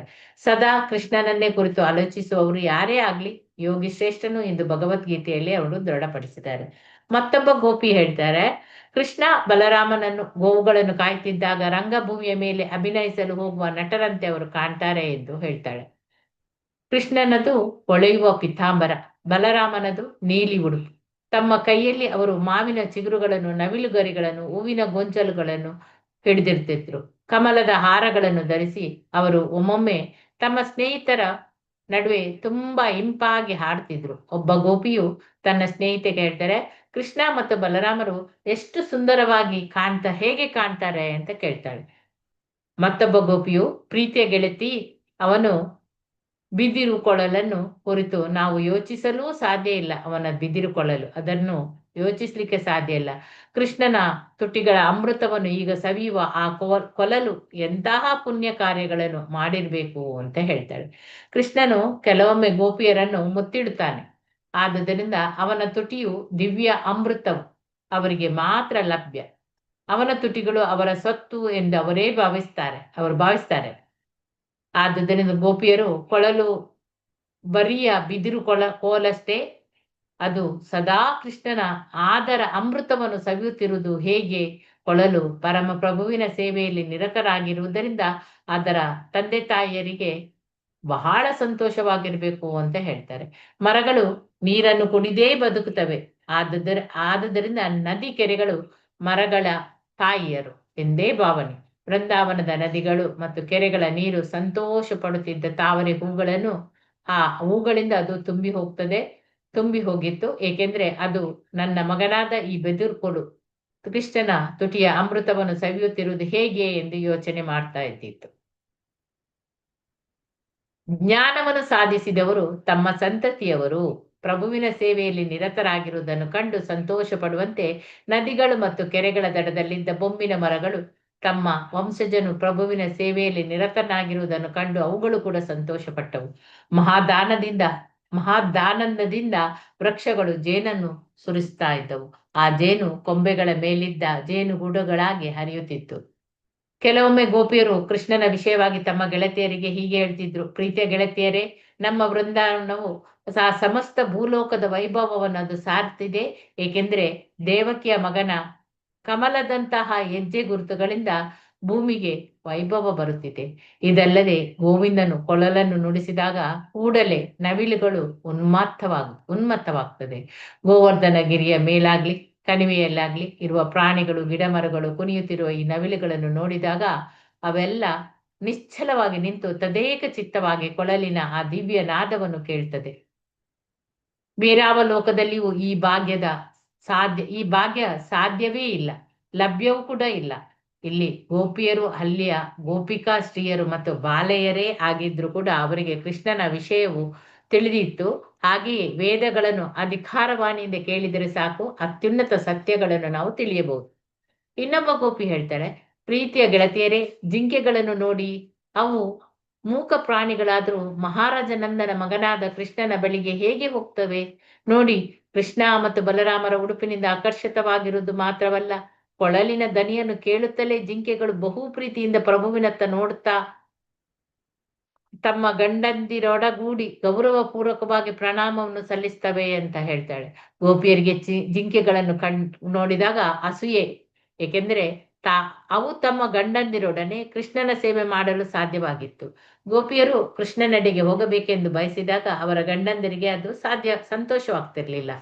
ಇನ್ನೊಬ್ಬ ಗೋಪಿ ಹೇಳ್ತಾರೆ, ಪ್ರೀತಿಯ ಗೆಳತಿಯರೇ, ಕೃಷ್ಣನು ಎಷ್ಟು ಸೊಗಸಾಗಿ ಉಡುಪನ್ನು ಧರಿಸಿದ್ದಾನೆ ಎಂದರೆ ಸ್ತ್ರೀಯರು ನಡೆಸುವ ಬಗೆಬಗೆಯ ಉತ್ಸವಗಳಿಗೆ ಅವನೇ ಚಾಲಕ ಶಕ್ತಿ ಅಂತ ಹೇಳಿ ತೋರ್ತದೆ. ಇಲ್ಲಿ ಅವನ ಕೊಳಲಿನ ಅಲೌಕಿಕ ನಾದವನ್ನು ಕೇಳಿ ಸ್ವರ್ಗಲೋಕಗಳ ನಿವಾಸಿಗಳಾದ ಹೆಂಡತಿಯರು ಆಕರ್ಷಿತರಾಗ್ತಾರೆ. ಅವರು ವಾಯು ವಿಮಾನಗಳಲ್ಲಿ ತಮ್ಮ ಗಂಡಂದಿರೊಂದಿಗೆ ಸಂತೋಷವಾಗಿ ವಾಯುವಿನಲ್ಲಿ ಪ್ರಯಾಣ ಮಾಡುತ್ತಿದ್ರು. ಆ ಕೃಷ್ಣನ ಕೊಳಲಿನ ಧ್ವನಿ ಅದನ್ನು ಕೇಳುತ್ತಲೇ ಅವರಿಗೆ ವಿಚಲಿತರಾಗ್ತಾರೆ. ಅವರ ಕೂದಲು ಸಡಿಲವಾಗ್ತದೆ, ಬಿಗಿಯಾದ ಅವರ ಉಡುಪುಗಳು ಸಡಿಲವಾಗ್ತದೆ ಅಂತ ಹೇಳ್ತಾಳೆ ಇನ್ನೊಬ್ಬಳು. ಹೀಗೆಂದ್ರೆ ಕೃಷ್ಣನ ದಿವ್ಯ ಮುರಳೀನಾದವು ವಿಶ್ವದ ಎಲ್ಲಾ ಭಾಗಗಳಿಗೂ ಕೂಡ ವ್ಯಾಪಿಸಿತು ಎಂದ ಅರ್ಥ. ಅಲ್ಲದೆ ಆಕಾಶದಲ್ಲಿ ಹಾರಾಡುವ ವಿವಿಧ ಬಗೆಯ ವಿಮಾನಗಳ ವಿಷಯವೂ ಗೋಪಿಯರಿಗೆ ತಿಳಿದಿತ್ತು ಎನ್ನುವುದು ಇದು ಮಹತ್ವದ ಸಂಗತಿ. ಈಗ ಇನ್ನೊಬ್ಬ ಗೋಪಿ ತನ್ನ ಗೆಳತಿಯರಿಗೆ, ಪ್ರೀತಿಯ ಗೆಳತಿಯರೇ, ಕೃಷ್ಣನ ಆ ಕೊಳಲಿನ ನಾದವನ್ನು ಕೇಳುತ್ತಲೇ ಹಸುಗಳು ಮನಸೋಲ್ತದೆ. ಆ ನಾದವು ಅವಕ್ಕೆ ಅಮೃತ ದಾರಿಯಂತೆ ಭಾಸ ಆಗ್ತದೆ. ಕೂಡಲೇ ಅವು ಕೊಳಲಿನ ಸುಧಾರಸವನ್ನು ಹಿಡಿದಿಟ್ಟುಕೊಂಡು ತಮ್ಮ ಉದ್ದವಾದ ಕಿವಿಗಳನ್ನು ಹಿಗ್ಗಿಸಿಕೊಳ್ಳುತ್ತದೆ. ಕರುಗಳಾದರೂ ಅವುಗಳ ತಾಯಿಯರ ಕೆಚ್ಚಲುಗಳು ಅವುಗಳ ಬಾಯಿಯಲ್ಲಿದ್ರೂ ಹಾಲನ್ನು ಕುಡಿಯಲಾರವು. ಅವು ಭಕ್ತಿಯಿಂದ ನಿಶ್ಚಲವಾಗಿ ನಿಲ್ತದೆ. ಕೃಷ್ಣನನ್ನು ಹೇಗೆ ಎದೆಗೆ ಅಪ್ಪಿಕೊಳ್ಳುತ್ತವೆ ಎನ್ನುವುದನ್ನು ಅವುಗಳ ಕಣ್ಣುಗಳಿಂದ ಸುರಿಯುವ ಕಂಬನಿಯು ತೋರಿಸ್ತದೆ ಎಂದು ಹೇಳಿದೆ. ಈ ಆಗು ಹೋಗುಗಳು ವೃಂದಾವನದಲ್ಲಿ ಕೃಷ್ಣನಿಗಾಗಿ ಕಂಬನಿ ಸುರಿಸಿ ಅವನನ್ನು ಎದೆಗಪ್ಪಿಕೊಳ್ಳುವುದು ಹಸುಗಳಿಗೂ ಕರುಗಳಿಗೂ ತಿಳಿದಿತ್ತು ಎನ್ನುವುದನ್ನು ತೋರಿಸುತ್ತದೆ. ವಾಸ್ತವವಾಗಿ ಕೃಷ್ಣ ಪ್ರಜ್ಞೆಯು ಕಂಬನಿಯಲ್ಲಿ ಶಿಖರವನ್ನು ಏರಬಲ್ಲದು. ಅವಳಿಗಿಂತ ಚಿಕ್ಕವಳಾದ ಗೋಪಿಯು ತನ್ನ ತಾಯಿಗೆ, ಅಮ್ಮ, ಕೊಳಲನ್ನು ನುಡಿಸುತ್ತಿರುವ ಕೃಷ್ಣನನ್ನೇ ನೋಡುತ್ತಿರುವ ಪಕ್ಷಿಗಳು ಬೇರೆ ಬೇರೆ ಮರಗಳ ರೆಂಬೆಗಳ ಮೇಲೆ ಮತ್ತು ಚಿಗುರುಗಳ ಮೇಲೆ ಲಕ್ಷ್ಯವಿಟ್ಟು ಕುಳಿತಿದೆ. ಅವುಗಳನ್ನು ನೋಡಿದರೆ ಅವು ಬೇರೆಲ್ಲವನ್ನು ಮರೆತು ಕೃಷ್ಣನ ಕೊಳಲನ್ನೇ ಕೇಳುವುದರಲ್ಲಿ ಅದು ಮಗ್ನವಾಗಿದೆ ಅಂತ ಹೇಳಿ ಕಾಣ್ತದೆ. ಇದು ಸಾಮಾನ್ಯ ಪಕ್ಷಿಗಳ ಅಲ್ಲ ಅಂತ ಹೇಳಿ ತೋರಿಸಿಕೊಡ್ತದೆ. ಅವು ಮಹರ್ಷಿಗಳು ಮತ್ತು ಭಕ್ತರು.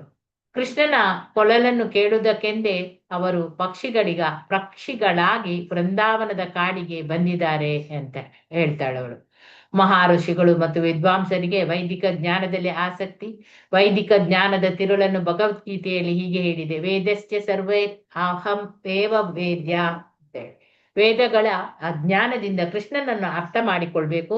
ಕೃಷ್ಣನ ಆ ಕೊಳಲಿನ ದಿವ್ಯ ನಾದಕ್ಕೆ ಮಾರು ಹೋಗಿ ವೈದಿಕ ಜ್ಞಾನದ ಎಲ್ಲಾ ಶಾಖೆಗಳನ್ನು ತಿರಸ್ಕರಿಸಿದ ಮಹಾನ್ ವಿದ್ವಾಂಸರ ನಡವಳಿಕೆಯನ್ನು ಈ ಪಕ್ಷಗಳ ವರ್ತನೆ ಹೋಲ್ತಿತ್ತು ಅಂತೇಳಿ ಕಾಣ್ತದೆ. ಪಕ್ಷಿಗಳ ವರ್ತನೆ. ಕೃಷ್ಣನ ಕೊಳಲಿನ ಆ ದಿವ್ಯ ನಾದವನ್ನು ಕೇಳಿ ಯಮುನೆಯು ಅವನ ಚರಣ ಕಮಲಗಳನ್ನು ಅಪ್ಪಿಕೊಳ್ಳಲು ಬಯಸಿ ಗಾಢ ಭಾವದಿಂದ ಮುಕುಂದನಿಗೆ ಪುಷ್ಪಗಳನ್ನು ಅರ್ಪಿಸಲು ತನ್ನ ಕೈಗಳಲ್ಲಿ ತಾವರೆ ಹೂಗಳನ್ನು ಹಿಡಿದು ತನ್ನ ರಭಸದ ಅಲೆಗಳನ್ನು ತಡೆದು ಮೆಲ್ಲನೆ ಹರಿಯಲು ಪ್ರಾರಂಭಿಸಿದಳು. ಶರತ್ಕಾಲದ ಬಿಸಿಲಿನ ಪ್ರಖರತೆಯನ್ನು ಅಲ್ಲಿ ತಡೆದುಕೊಳ್ಳುವುದು ಒಮ್ಮೊಮ್ಮೆ ಕಷ್ಟವಾಗ್ತಿತ್ತು. ಆದುದರಿಂದ ಅಲ್ಲಿ ಕೃಷ್ಣ ಬಲರಾಮರು ಕೊಳಲನ್ನು ನುಡಿಸುವಾಗ ಸಹಾನುಭೂತಿಯಿಂದ ಮೋಡಗಳು ಆಕಾಶದಲ್ಲಿ ಕಾಣಿಸಿಕೊಳ್ತಿದ್ದವು. ಕೃಷ್ಣನೊಡನೆ ಸ್ನೇಹ ಮಾಡುವುದಕ್ಕೋಸ್ಕರ ಮೋಡಗಳು ಅವರ ತಲೆಯ ಮೇಲೆ ಹಿತವಾದ ಕೊಡೆಯಂತೆ ಇದ್ದವು. ಕೃಷ್ಣನ ಚರಣಕಮಲಗಳ ಸ್ಪರ್ಶದಿಂದ ಕೆಂಪಾಗಿದ್ದ ವೃಂದಾವನದ ಧೂಳನ್ನು ತಮ್ಮ ಮುಖಗಳಿಗೂ ಸ್ತನಗಳಿಗೂ ಹಚ್ಚಿಕೊಂಡ ಕಾಮುಕ ಆದಿವಾಸಿ ಸ್ತ್ರೀಯರಿಗೂ ಸಮಾಧಾನ ಆಗ್ತದೆ. ಆದಿವಾಸಿ ಹುಡುಗಿಯರಿಗೆ ತುಂಬಿದ ಸ್ತನಗಳು ಇದ್ದವು ಮತ್ತು ಅವರಿಗೆ ಕಾಮವೂ ಕೂಡ ಹೆಚ್ಚು. ಅವರ ಪ್ರೇಮಿಗಳು ಅವರ ಸ್ತನಗಳನ್ನು ಮುಟ್ಟಿದಾಗ ಅವರಿಗೆ ತೃಪ್ತಿ ಆಗ್ತಿರ್ಲಿಲ್ಲ. ಅವರು ಕಾಡಿನ ಮಧ್ಯೆ ಬಂದಾಗ ಮತ್ತು ಕೃಷ್ಣನು ನಡೆಯುತ್ತಿರುವಾಗ ಅವನ ಚರಣ ಕಮಲದಿಂದ ಉದುರಿದ ಕುಂಕುಮದಿಂದ ವೃಂದಾವನದ ಎಲೆಗಳು ಬಳ್ಳಿಗಳು ಕೆಂಪು ಬಣ್ಣಕ್ಕೆ ತಿರುಗುತ್ತಿದ್ದದನ್ನು ಅವರು ನೋಡಿದ್ರು. ಗೋಪಿಯರು ಕೃಷ್ಣನ ಚರಣ ಕಮಲಗಳನ್ನು ಎದೆಗೆ ಒತ್ತಿಕೊಳ್ತಿದ್ರು. ಅವರ ಸ್ತನಗಳು ಕುಂಕುಮದಿಂದ ಕೆಂಪು ಬಣ್ಣವಾಗಿದ್ದವು. ಆದರೆ ಕೃಷ್ಣನು ಬಲರಾಮ ಮತ್ತು ಇತರ ಸ್ನೇಹಿತರೊಂದಿಗೆ ವೃಂದಾವನದ ಕಾಡಿನಲ್ಲಿ ಅಲೆದಾಗ ಈ ಕೆಂಪು ಕುಂಕುಮವು ಭೂಮಿಯ ಮೇಲೆ ಬಿದ್ದಿತ್ತು. ಆದುದರಿಂದ ಕಾಮುಕರಾದ ಆದಿವಾಸಿ ಹುಡುಗಿಯರು ಕೃಷ್ಣನ ಕೊಡಲನ್ನು ನುಡಿಸುವುದಕ್ಕಾಗಿ ಕಾಣುತ್ತಿದ್ದಾಗ ಭೂಮಿಯ ಮೇಲೆ ಕೆಂಪು ಕುಂಕುಮವನ್ನು ಕಾಣ್ತಾರೆ. ಅವರು ಕೂಡಲೇ ಅದನ್ನು ತೆಗೆದುಕೊಂಡು ಅವರ ಮುಖಗಳಿಗೆ ಮತ್ತೆ ಸ್ತನಗಳಿಗೆ ಹಚ್ಚಿಕೊಳ್ತಾರೆ. ಅವರ ಪ್ರೇಮಿಗಳು ಅವರ ಸ್ತನವನ್ನು ಮುಟ್ಟಿದಾಗ ತೃಪ್ತಿಯಾಗದಿದ್ರೂ ಈ ಕುಂಕುಮವನ್ನು ಹಚ್ಚಿಕೊಂಡಾಗ ಅವರಿಗೆ ಸಂಪೂರ್ಣ ತೃಪ್ತಿ ಆಗ್ತದೆ. ಮನುಷ್ಯನಿಗೆ ಕೃಷ್ಣ ಪ್ರಜ್ಞೆಯ ಸಂಪರ್ಕವಾದಾಗ ಎಲ್ಲ ಭೌತಿಕ ಕಾಮಗಳ ಬಯಕೆಗಳು ಕೂಡಲೇ ತೃಪ್ತಿಗೊಳ್ಳುತ್ತವೆ. ಮತ್ತೊಬ್ಬ ಗೆಳತಿ ಹೇಳ್ತಾಳೆ, ಗೋವರ್ಧನಗಿರಿಯ ವಿಶಿಷ್ಟ ಸ್ಥಾನವನ್ನು ಹೀಗೆ ಹೊಗಳಿದ್ಲು. ಈ ಗೋವರ್ಧನ ಗಿರಿಯದು ಎಂತಹ ಅದೃಷ್ಟ! ಅದರ ಮೇಲೆ ಕೃಷ್ಣ ಮತ್ತು ಬಲರಾಮರು ನಡೆಯುವುದರಿಂದ ಅವರ ಸಹವಾಸದ ಭಾಗ್ಯವು ಅದಕ್ಕೆ ಸಿಕ್ಕಿದೆ. ಹೀಗೆ ಗೋವರ್ಧನಕ್ಕೆ ಸದಾ ಪ್ರಭುವಿನ ಆ ಚರಣ ಕಮಲದ ಸ್ಪರ್ಶ ಅದು ಇದೆ. ಆದರೆ ಗೋವರ್ಧನ ಗಿರಿಗೆ ಕೃಷ್ಣ ಮತ್ತು ಬಲರಾಮರು ಇಷ್ಟು ಉಪಕಾರ ಮಾಡಿರುವಾಗ ಪ್ರಭುವಿಗೆ ಕಾಣಿಕೆಯಾಗಿ ಅದು ಬಗೆ ಬಗೆಯ ಹಣ್ಣುಗಳನ್ನು, ಬೇರುಗಳನ್ನು, ಮೂಲಿಕೆಗಳನ್ನು, ಜೊತೆಗೆ ಅದರ ಆ ಕೆರೆಗಳಿಂದ ತಿಳಿಯಾದ ನೀರನ್ನು ಕೂಡ ಕೊಡ್ತಾ ಇದೆ. ಗೋವರ್ಧನ ಗಿರಿಯು ಅರ್ಪಿಸಿದ ಅತಿ ಶ್ರೇಷ್ಠ ಕಾಣಿಕೆ ಎಂದರೆ ಹಸುಗಳು ಮತ್ತು ಕರುಗಳಿಗಾಗಿ ಹೊಸದಾಗಿ ಬೆಳೆದ ಹುಲ್ಲು. ಪ್ರಭುವಿನ ಬಹು ಪ್ರೀತಿಯ ಜೊತೆಗಾರರಾದ ಹಸುಗಳಿಗೂ ಗೋಪಬಾಲಕರನ್ನು ಸಂತೋಷಪಡಿಸಿ ಪ್ರಭುವನ್ನು ಪ್ರಸನ್ನಗೊಳಿಸುವುದು ಹೇಗೆ ಎಂದು ಗೋವರ್ಧನಗಿರಿಗೆ ಗೊತ್ತಿತ್ತು. ಕೃಷ್ಣ ಮತ್ತು ಬಲರಾಮರು ತಮ್ಮ ಕೊಳಲುಗಳನ್ನು ನುಡಿಸ್ತಾ ಎಲ್ಲ ಚರ ಮತ್ತು ಸ್ಥಿರ ಜೀವಿಗಳೊಂದಿಗೆ ಆತ್ಮೀಯತೆಯನ್ನು ಬೆಳೆಸುತ್ತಾ ವೃಂದಾವನದ ಕಾಡಿನಲ್ಲಿ ಹೋಗುತ್ತಿದ್ದಾಗ ಅಲ್ಲಿ ಪ್ರತಿಯೊಂದು ವಸ್ತು ಕೂಡ ಆಶ್ಚರ್ಯವನ್ನು ಉಂಟು ಮಾಡ್ತದೆ. ಹಾಗೆ ಕಾಣ್ತಾ ಇತ್ತು ಎಂದು ಇನ್ನೊಬ್ಬ ಗೋಪಿ ಹೇಳ್ತಾಳೆ. ಕೃಷ್ಣ ಬಲರಾಮರು ತಮ್ಮ ದಿವ್ಯ ಮುರಳಿಗಳನ್ನು ನುಡಿಸುತ್ತಿದ್ದಾಗ ಚರ ಪ್ರಾಣಿಗಳು ಸ್ತಂಭೀಭೂತವಾಗಿ ತಮ್ಮ ಚಟುವಟಿಕೆಗಳನ್ನೆಲ್ಲ ನಿಲ್ಲಿಸ್ತವೆ. ಗಿಡ ಮರಗಳಂತಹ ಸ್ಥಿರ ಜೀವಿಗಳು ಹರ್ಷ ಅತಿರೇಕದಿಂದ ಅದು ಕಂಪಿಸ್ತವೆ. ಸಾಮಾನ್ಯ ಗೋಪ ಬಾಲಕರಂತೆ ಕೃಷ್ಣ ಮತ್ತು ಬಲರಾಮರು ತಮ್ಮ ಹೆಗಲಿನ ಮತ್ತು ಕೈಯಲ್ಲಿ ಕಟ್ಟುವ ಹಗ್ಗಗಳನ್ನು ಕೊಂಡೊಯ್ಯುತ್ತಿದ್ದರು. ಹಸುಗಳಿಂದ ಹಾಲನ್ನು ಕರೆಯುವಾಗ ಅವುಗಳ ಹಿಂಗಾಲುಗಳನ್ನು ಬಾಲಕರು ಒಂದು ಸಣ್ಣ ಹಗ್ಗದಿಂದ ಕಟ್ಟುತ್ತಿದ್ದರು. ಸ್ವಲ್ಪ ಹೆಚ್ಚು ಕಡಿಮೆ ಸದಾ ಈ ಹಗ್ಗವು ಹುಡುಗರ ಹೆಗಲಿನಿಂದ ಇಳಿ ಬಿದ್ದಿರುತ್ತಿತ್ತು. ಅದು ಕೃಷ್ಣ ಮತ್ತು ಬಲರಾಮರ ಹೆಗಲ ಮೇಲೆ ಇಲ್ಲದಿರಲಿಲ್ಲ. ಅವರು ದೇವೋತ್ತಮ ಪರಮಪುರುಷರಾದರೂ ಗೋಪಬಾಲಕರಂತೆಯೇ ಅವರು ನಡೆದುಕೊಳ್ತಿದ್ರು. ಆದುದರಿಂದ ಪ್ರತಿಯೊಂದು ಕೂಡ ಆಶ್ಚರ್ಯಕರವಾಯಿತು ಮತ್ತು ಆಕರ್ಷಕ ಕೂಡ ಇತ್ತು. ವೃಂದಾವನದ ಕಾಡಿನಲ್ಲಿ ಅಥವಾ ಗೋವರ್ಧನಗಿರಿಯ ಮೇಲೆ ಕೃಷ್ಣನು ಹಸುಗಳನ್ನು ಮೇಯಿಸುತ್ತಿದ್ದಾಗ ಆ ಹಳ್ಳಿಯ ಗೋಪಿಯರು ಅವನನ್ನೇ ಕುರಿತು ಯೋಚಿಸುವುದರಲ್ಲಿ ಮತ್ತು ಅವನ ಬೇರೆ ಬೇರೆ ಲೀಲೆಗಳನ್ನು ಕುರಿತು ಚರ್ಚಿಸುವುದರಲ್ಲಿ ಅವರು ಮಗ್ನರಾಗಿದ್ರು. ಇದು ಕೃಷ್ಣ ಪ್ರಜ್ಞೆಯ ಪರಿಪೂರ್ಣ ನಿದರ್ಶನ. ಹೇಗಾದರೂ ಈ ಸದಾ ಕೃಷ್ಣನ ಯೋಜನೆಯಲ್ಲಿ ಮುಳುಗಿರುವುದು ಗೋಪಿಯರ ನಡತೆಯಲ್ಲಿ ಸದಾ ಸ್ಫುಟವಾಗಿ ಇರುವಂತಹ ನಿದರ್ಶನ.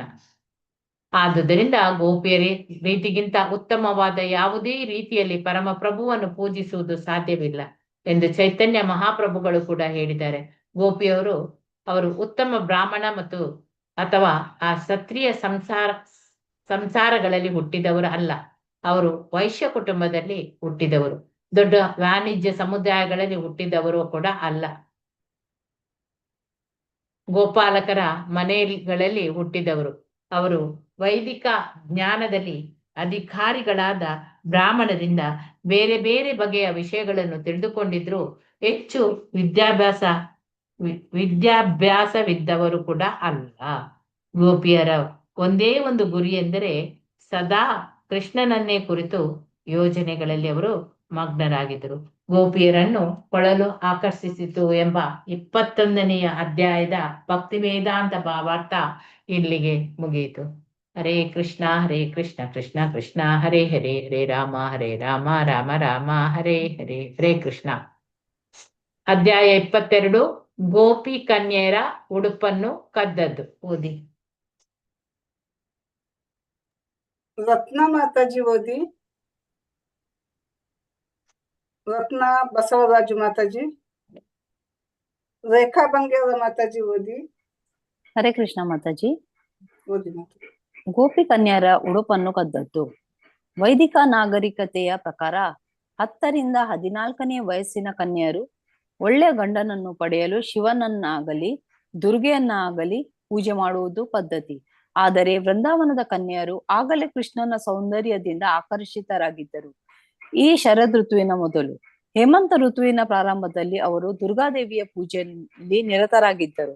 ಹೇಮಂತ ಋತುವಿನ ಮೊದಲನೇ ತಿಂಗಳಿಗೆ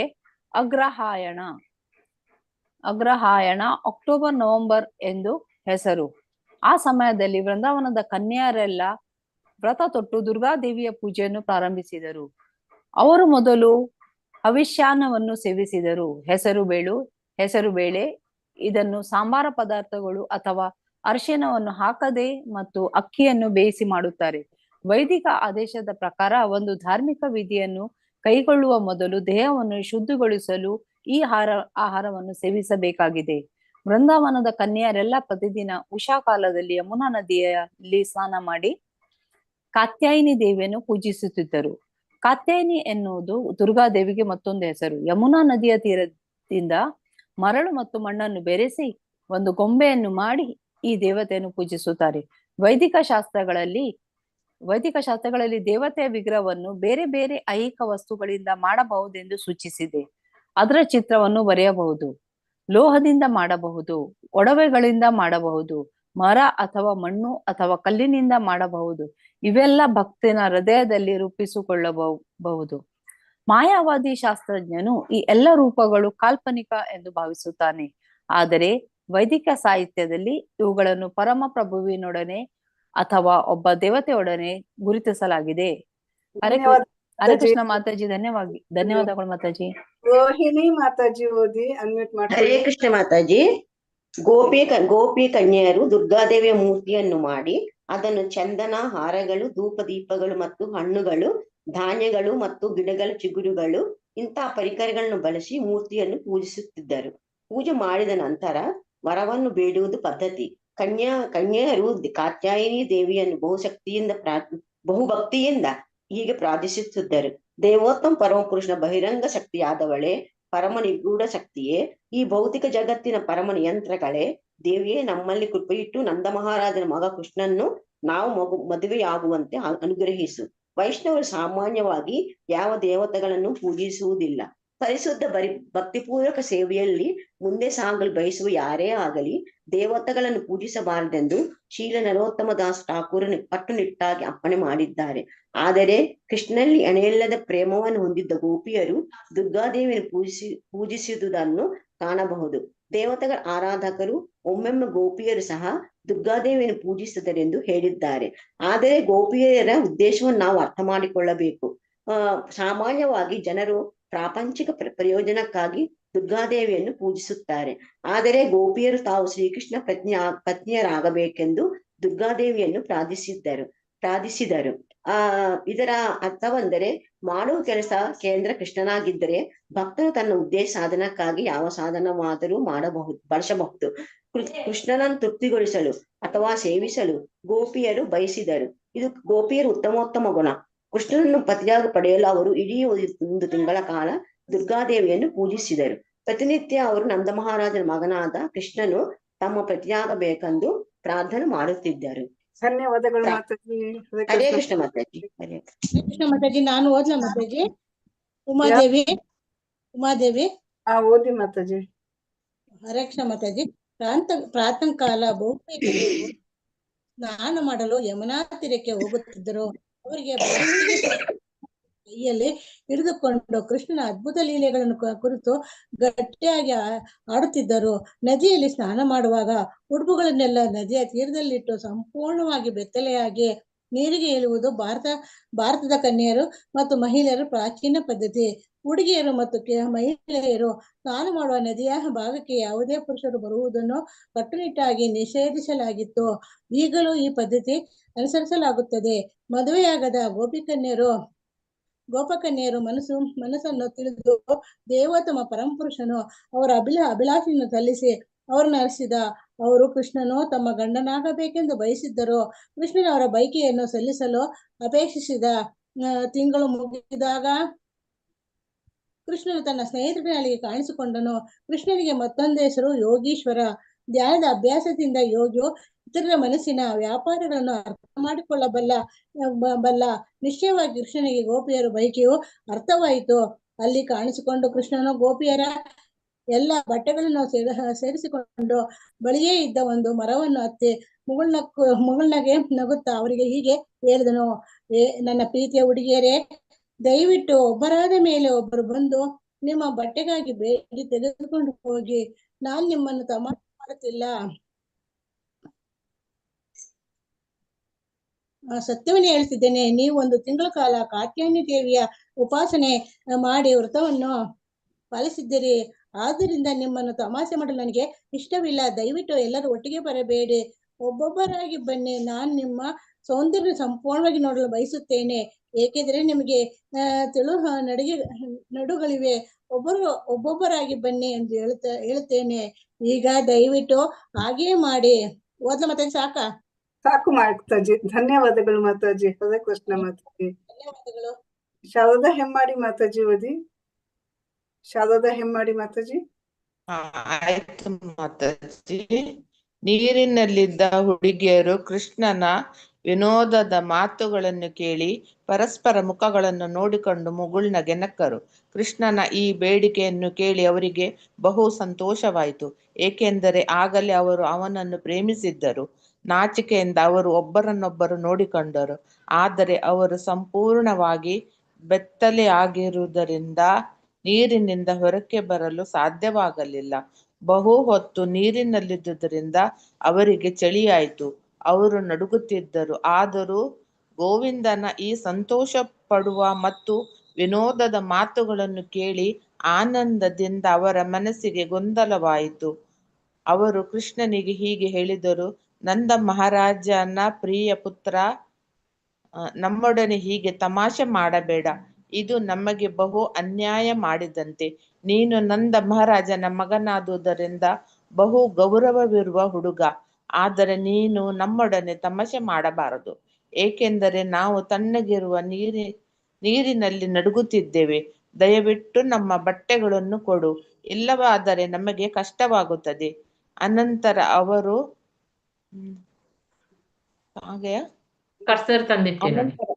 ಬಹು ವಿಧೇಯರಾಗಿ ಕೃಷ್ಣನಿಗೆ ಪ್ರಾರ್ಥನೆ ಮಾಡುತ್ತಾ ಹೀಗೆಂದರು: ಪ್ರೀತಿಯ ಶ್ಯಾಮ ಸುಂದರನೇ, ನಾವೆಲ್ಲ ನಿನ್ನ ನಿರಂತರ ಸೇವಕರು. ನೀನು ನಮಗೆ ಏನು ಅಪ್ಪಣೆ ಮಾಡಿದರೂ ಹಿಂಜರಿಯದೆ ನಾವು ಪಾಲಿಸಲೇಬೇಕು, ಏಕೆಂದರೆ ಅದು ನಮ್ಮ ಧಾರ್ಮಿಕ ಕರ್ತವ್ಯ ಎಂದು ಭಾವಿಸಿದ್ದೇವೆ. ಆದರೆ ನಡೆಸಲು ಸಾಧ್ಯವೇ ಇಲ್ಲದ ಈ ಮಾತನ್ನು ನಡೆಸಲು ನೀನು ಬಲಾತ್ಕಾರಿಸಿದರೆ ನಾವು ನಿಶ್ಚಯವಾಗಿ ನಂದ ಮಹಾರಾಜನ ಬಳಿಗೆ ಹೋಗಿ ದೂರು ಕೊಡುತ್ತೇವೆ. ನಂದ ಮಹಾರಾಜನು ಏನನ್ನೂ ಮಾಡದೆ ಹೋದರೆ ನಿನ್ನ ಕೆಟ್ಟ ನಡತೆಯನ್ನು ಕುರಿತು ಕಂಸ ಮಹಾರಾಜನಿಗೆ ಹೇಳುತ್ತೇವೆ. ಗೋಪಿ ಕನ್ಯೆಯರು. ಧನ್ಯವಾದಗಳು ಮಾತಾಜಿ. ಹರೇ ಕೃಷ್ಣ ಮಾತಾಜಿ. ಧನ್ಯವಾದಗಳು ಮಾತಾಜಿ. ಶ್ರುತಿ ಮಾತಾಜಿ ಓದಿ. ಹರೇ ಕೃಷ್ಣ ಮಾತಾಜಿ. ಗೋಪಿ ಕನ್ಯೆಯರ ಈ ಮನವಿಯನ್ನು ಕೇಳಿ ಕೃಷ್ಣನು ಹೀಗೆ ಉತ್ತರ ಹೇಳಿದ: ನನ್ನ ಪ್ರೀತಿಯ ಹುಡುಗಿಯರೇ, ನೀವು ನನ್ನ ನಿರಂತರ ಸೇವಕರೆಂದು ಭಾವಿಸಿರುವಿರಾದರೆ ಮತ್ತು ನನ್ನ ಅಪ್ಪಣೆಯನ್ನು ನಡೆಸಲು ಸದಾ ಸಿದ್ಧರಾಗಿರುವಿರಾದರೆ ನಗನಗುತ್ತಾ ಒಬ್ಬರಾದ ಮೇಲೊಬ್ಬರು ಬನ್ನಿ. ನಿಮ್ಮ ಉಡುಪುಗಳನ್ನು ತೆಗೆದುಕೊಂಡು ಹೋಗಿ. ನೀವು ಬಾರದೆ ಹೋದರೆ ಮತ್ತು ನನ್ನ ತಂದೆಗೆ ದೂರು ಕೊಟ್ಟರೆ ನಾನೇನು ಲಕ್ಷ್ಯ ಮಾಡುವುದಿಲ್ಲ, ಏಕೆಂದರೆ ನನ್ನ ತಂದೆ ಮುದುಕನಾಗಿದ್ದಾನೆ ಮತ್ತು ನನಗೆ ಯಾವ ಶಿಕ್ಷೆಯನ್ನು ಕೊಡಲಾರ ಎಂದು ನನಗೆ ಗೊತ್ತು. ಕೃಷ್ಣನು ಬಲಶಾಲಿ ಮತ್ತು ದೃಢ ಮನಸ್ಸು ಮಾಡಿದ್ದಾನೆ ಎನ್ನುವುದನ್ನು ಗೋಪಿಯರು ಕಂಡಾಗ ಅವನ ಅಪ್ಪಣೆಯನ್ನು ಪಾಲಿಸದೆ ಬೇರೆ ದಾರಿಯೇ ಇರಲಿಲ್ಲ. ಒಬ್ಬೊಬ್ಬರಾಗಿ ನೀರಿನಿಂದ ಹೊರಕ್ಕೆ ಬಂದರು, ಆದರೆ ಅವರು ಸಂಪೂರ್ಣವಾಗಿ ಬೆತ್ತಲೆಯಾಗಿದ್ದುದರಿಂದ ತಮ್ಮ ಕೆಳಹೊಟ್ಟೆಯ ಭಾಗವನ್ನು ಎಡಗೈಯಿಂದ ಮುಚ್ಚಿಕೊಳ್ಳಲು ಯತ್ನಿಸಿದರು. ಆ ಭಂಗಿಯಲ್ಲೂ ಅವರು ನಡುಗುತ್ತಿದ್ದರು. ಅವರ ಮುಗ್ಧ ಸ್ವರೂಪವು ಎಷ್ಟು ಪರಿಶುದ್ಧವಾಗಿತ್ತೆಂದರೆ ಶ್ರೀಕೃಷ್ಣನಿಗೆ ಕೂಡಲೇ ಬಹಳ ಸಂತೋಷವಾಯಿತು.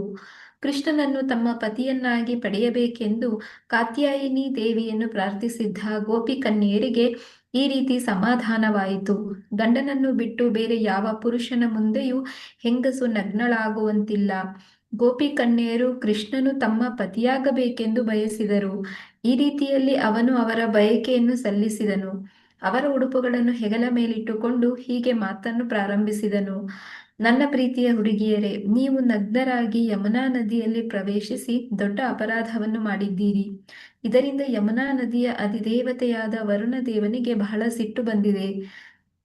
ಆದುದರಿಂದ ನಿಮ್ಮ ಅಪರಾಧವನ್ನು ಕ್ಷಮಿಸುವಂತೆ ನಿಮ್ಮ ಕೈಗಳನ್ನು ಜೋಡಿಸಿ ಹಣೆಗಿಟ್ಟುಕೊಂಡು ವರುಣದೇವನ ಮುಂದೆ ತಲೆಬಾಗಿ ನಮಸ್ಕಾರ ಮಾಡಿ. ಗೋಪಿಯರೆಲ್ಲ ಮುಗ್ಧರು. ಕೃಷ್ಣನು ಹೇಳಿದುದೆಲ್ಲ ನಿಜವೆಂದು ನಂಬಿದರು. ವರುಣದೇವನ ಕೋಪದಿಂದ ಪಾರಾಗಲು, ಅಲ್ಲದೆ ತಮ್ಮ ವ್ರತದ ಫಲವನ್ನು ಪಡೆಯಲು ಮತ್ತು ಪೂಜ್ಯನಾದ ಕೃಷ್ಣನನ್ನು ಸಂತೋಷಪಡಿಸಲು ಅವರು ಕೂಡಲೇ ಅವನ ಅಪ್ಪಣೆಯನ್ನು ಪಾಲಿಸಿದರು. ಅವರು ಕೃಷ್ಣನ ಅತ್ಯಂತ ಪ್ರೀತಿಯ ಪ್ರೇಮಿಗಳಾದರು, ಅವನ ಅತ್ಯಂತ ವಿಧೇಯ ಸೇವಕರಾದರು. ಧನ್ಯವಾದಗಳು ಮಾತಾಜಿ. ಹರೇ ಕೃಷ್ಣ ಮಾತಾಜಿ. ಹರೇ ಕೃಷ್ಣ ಮಾತಾಜಿ. ಮಾತಾಜಿ ಓದಿಸೋದಲ್ವಾ? ಓದ್ಲಿ ಮಾತಾಜಿ, ಇನ್ನೊಂದು 1.5 ಪೇಜ್. ಓಕೆ. ಉಮಾ ಕುಲಕರ್ಣಿ ಮಾತಾಜಿ ಓದಿ. ಉಮಾ ಮಾತಾಜಿ ಅನ್ಮ್ಯೂಟ್ ಮಾಡ್ಕೊಳ್ಳಿ. ಉಮಾ ಕುಲಕರ್ಣಿ ಮಾತಾಜಿ ಅನ್ಮ್ಯೂಟ್ ಮಾಡ್ಕೊಳ್ಳಿ.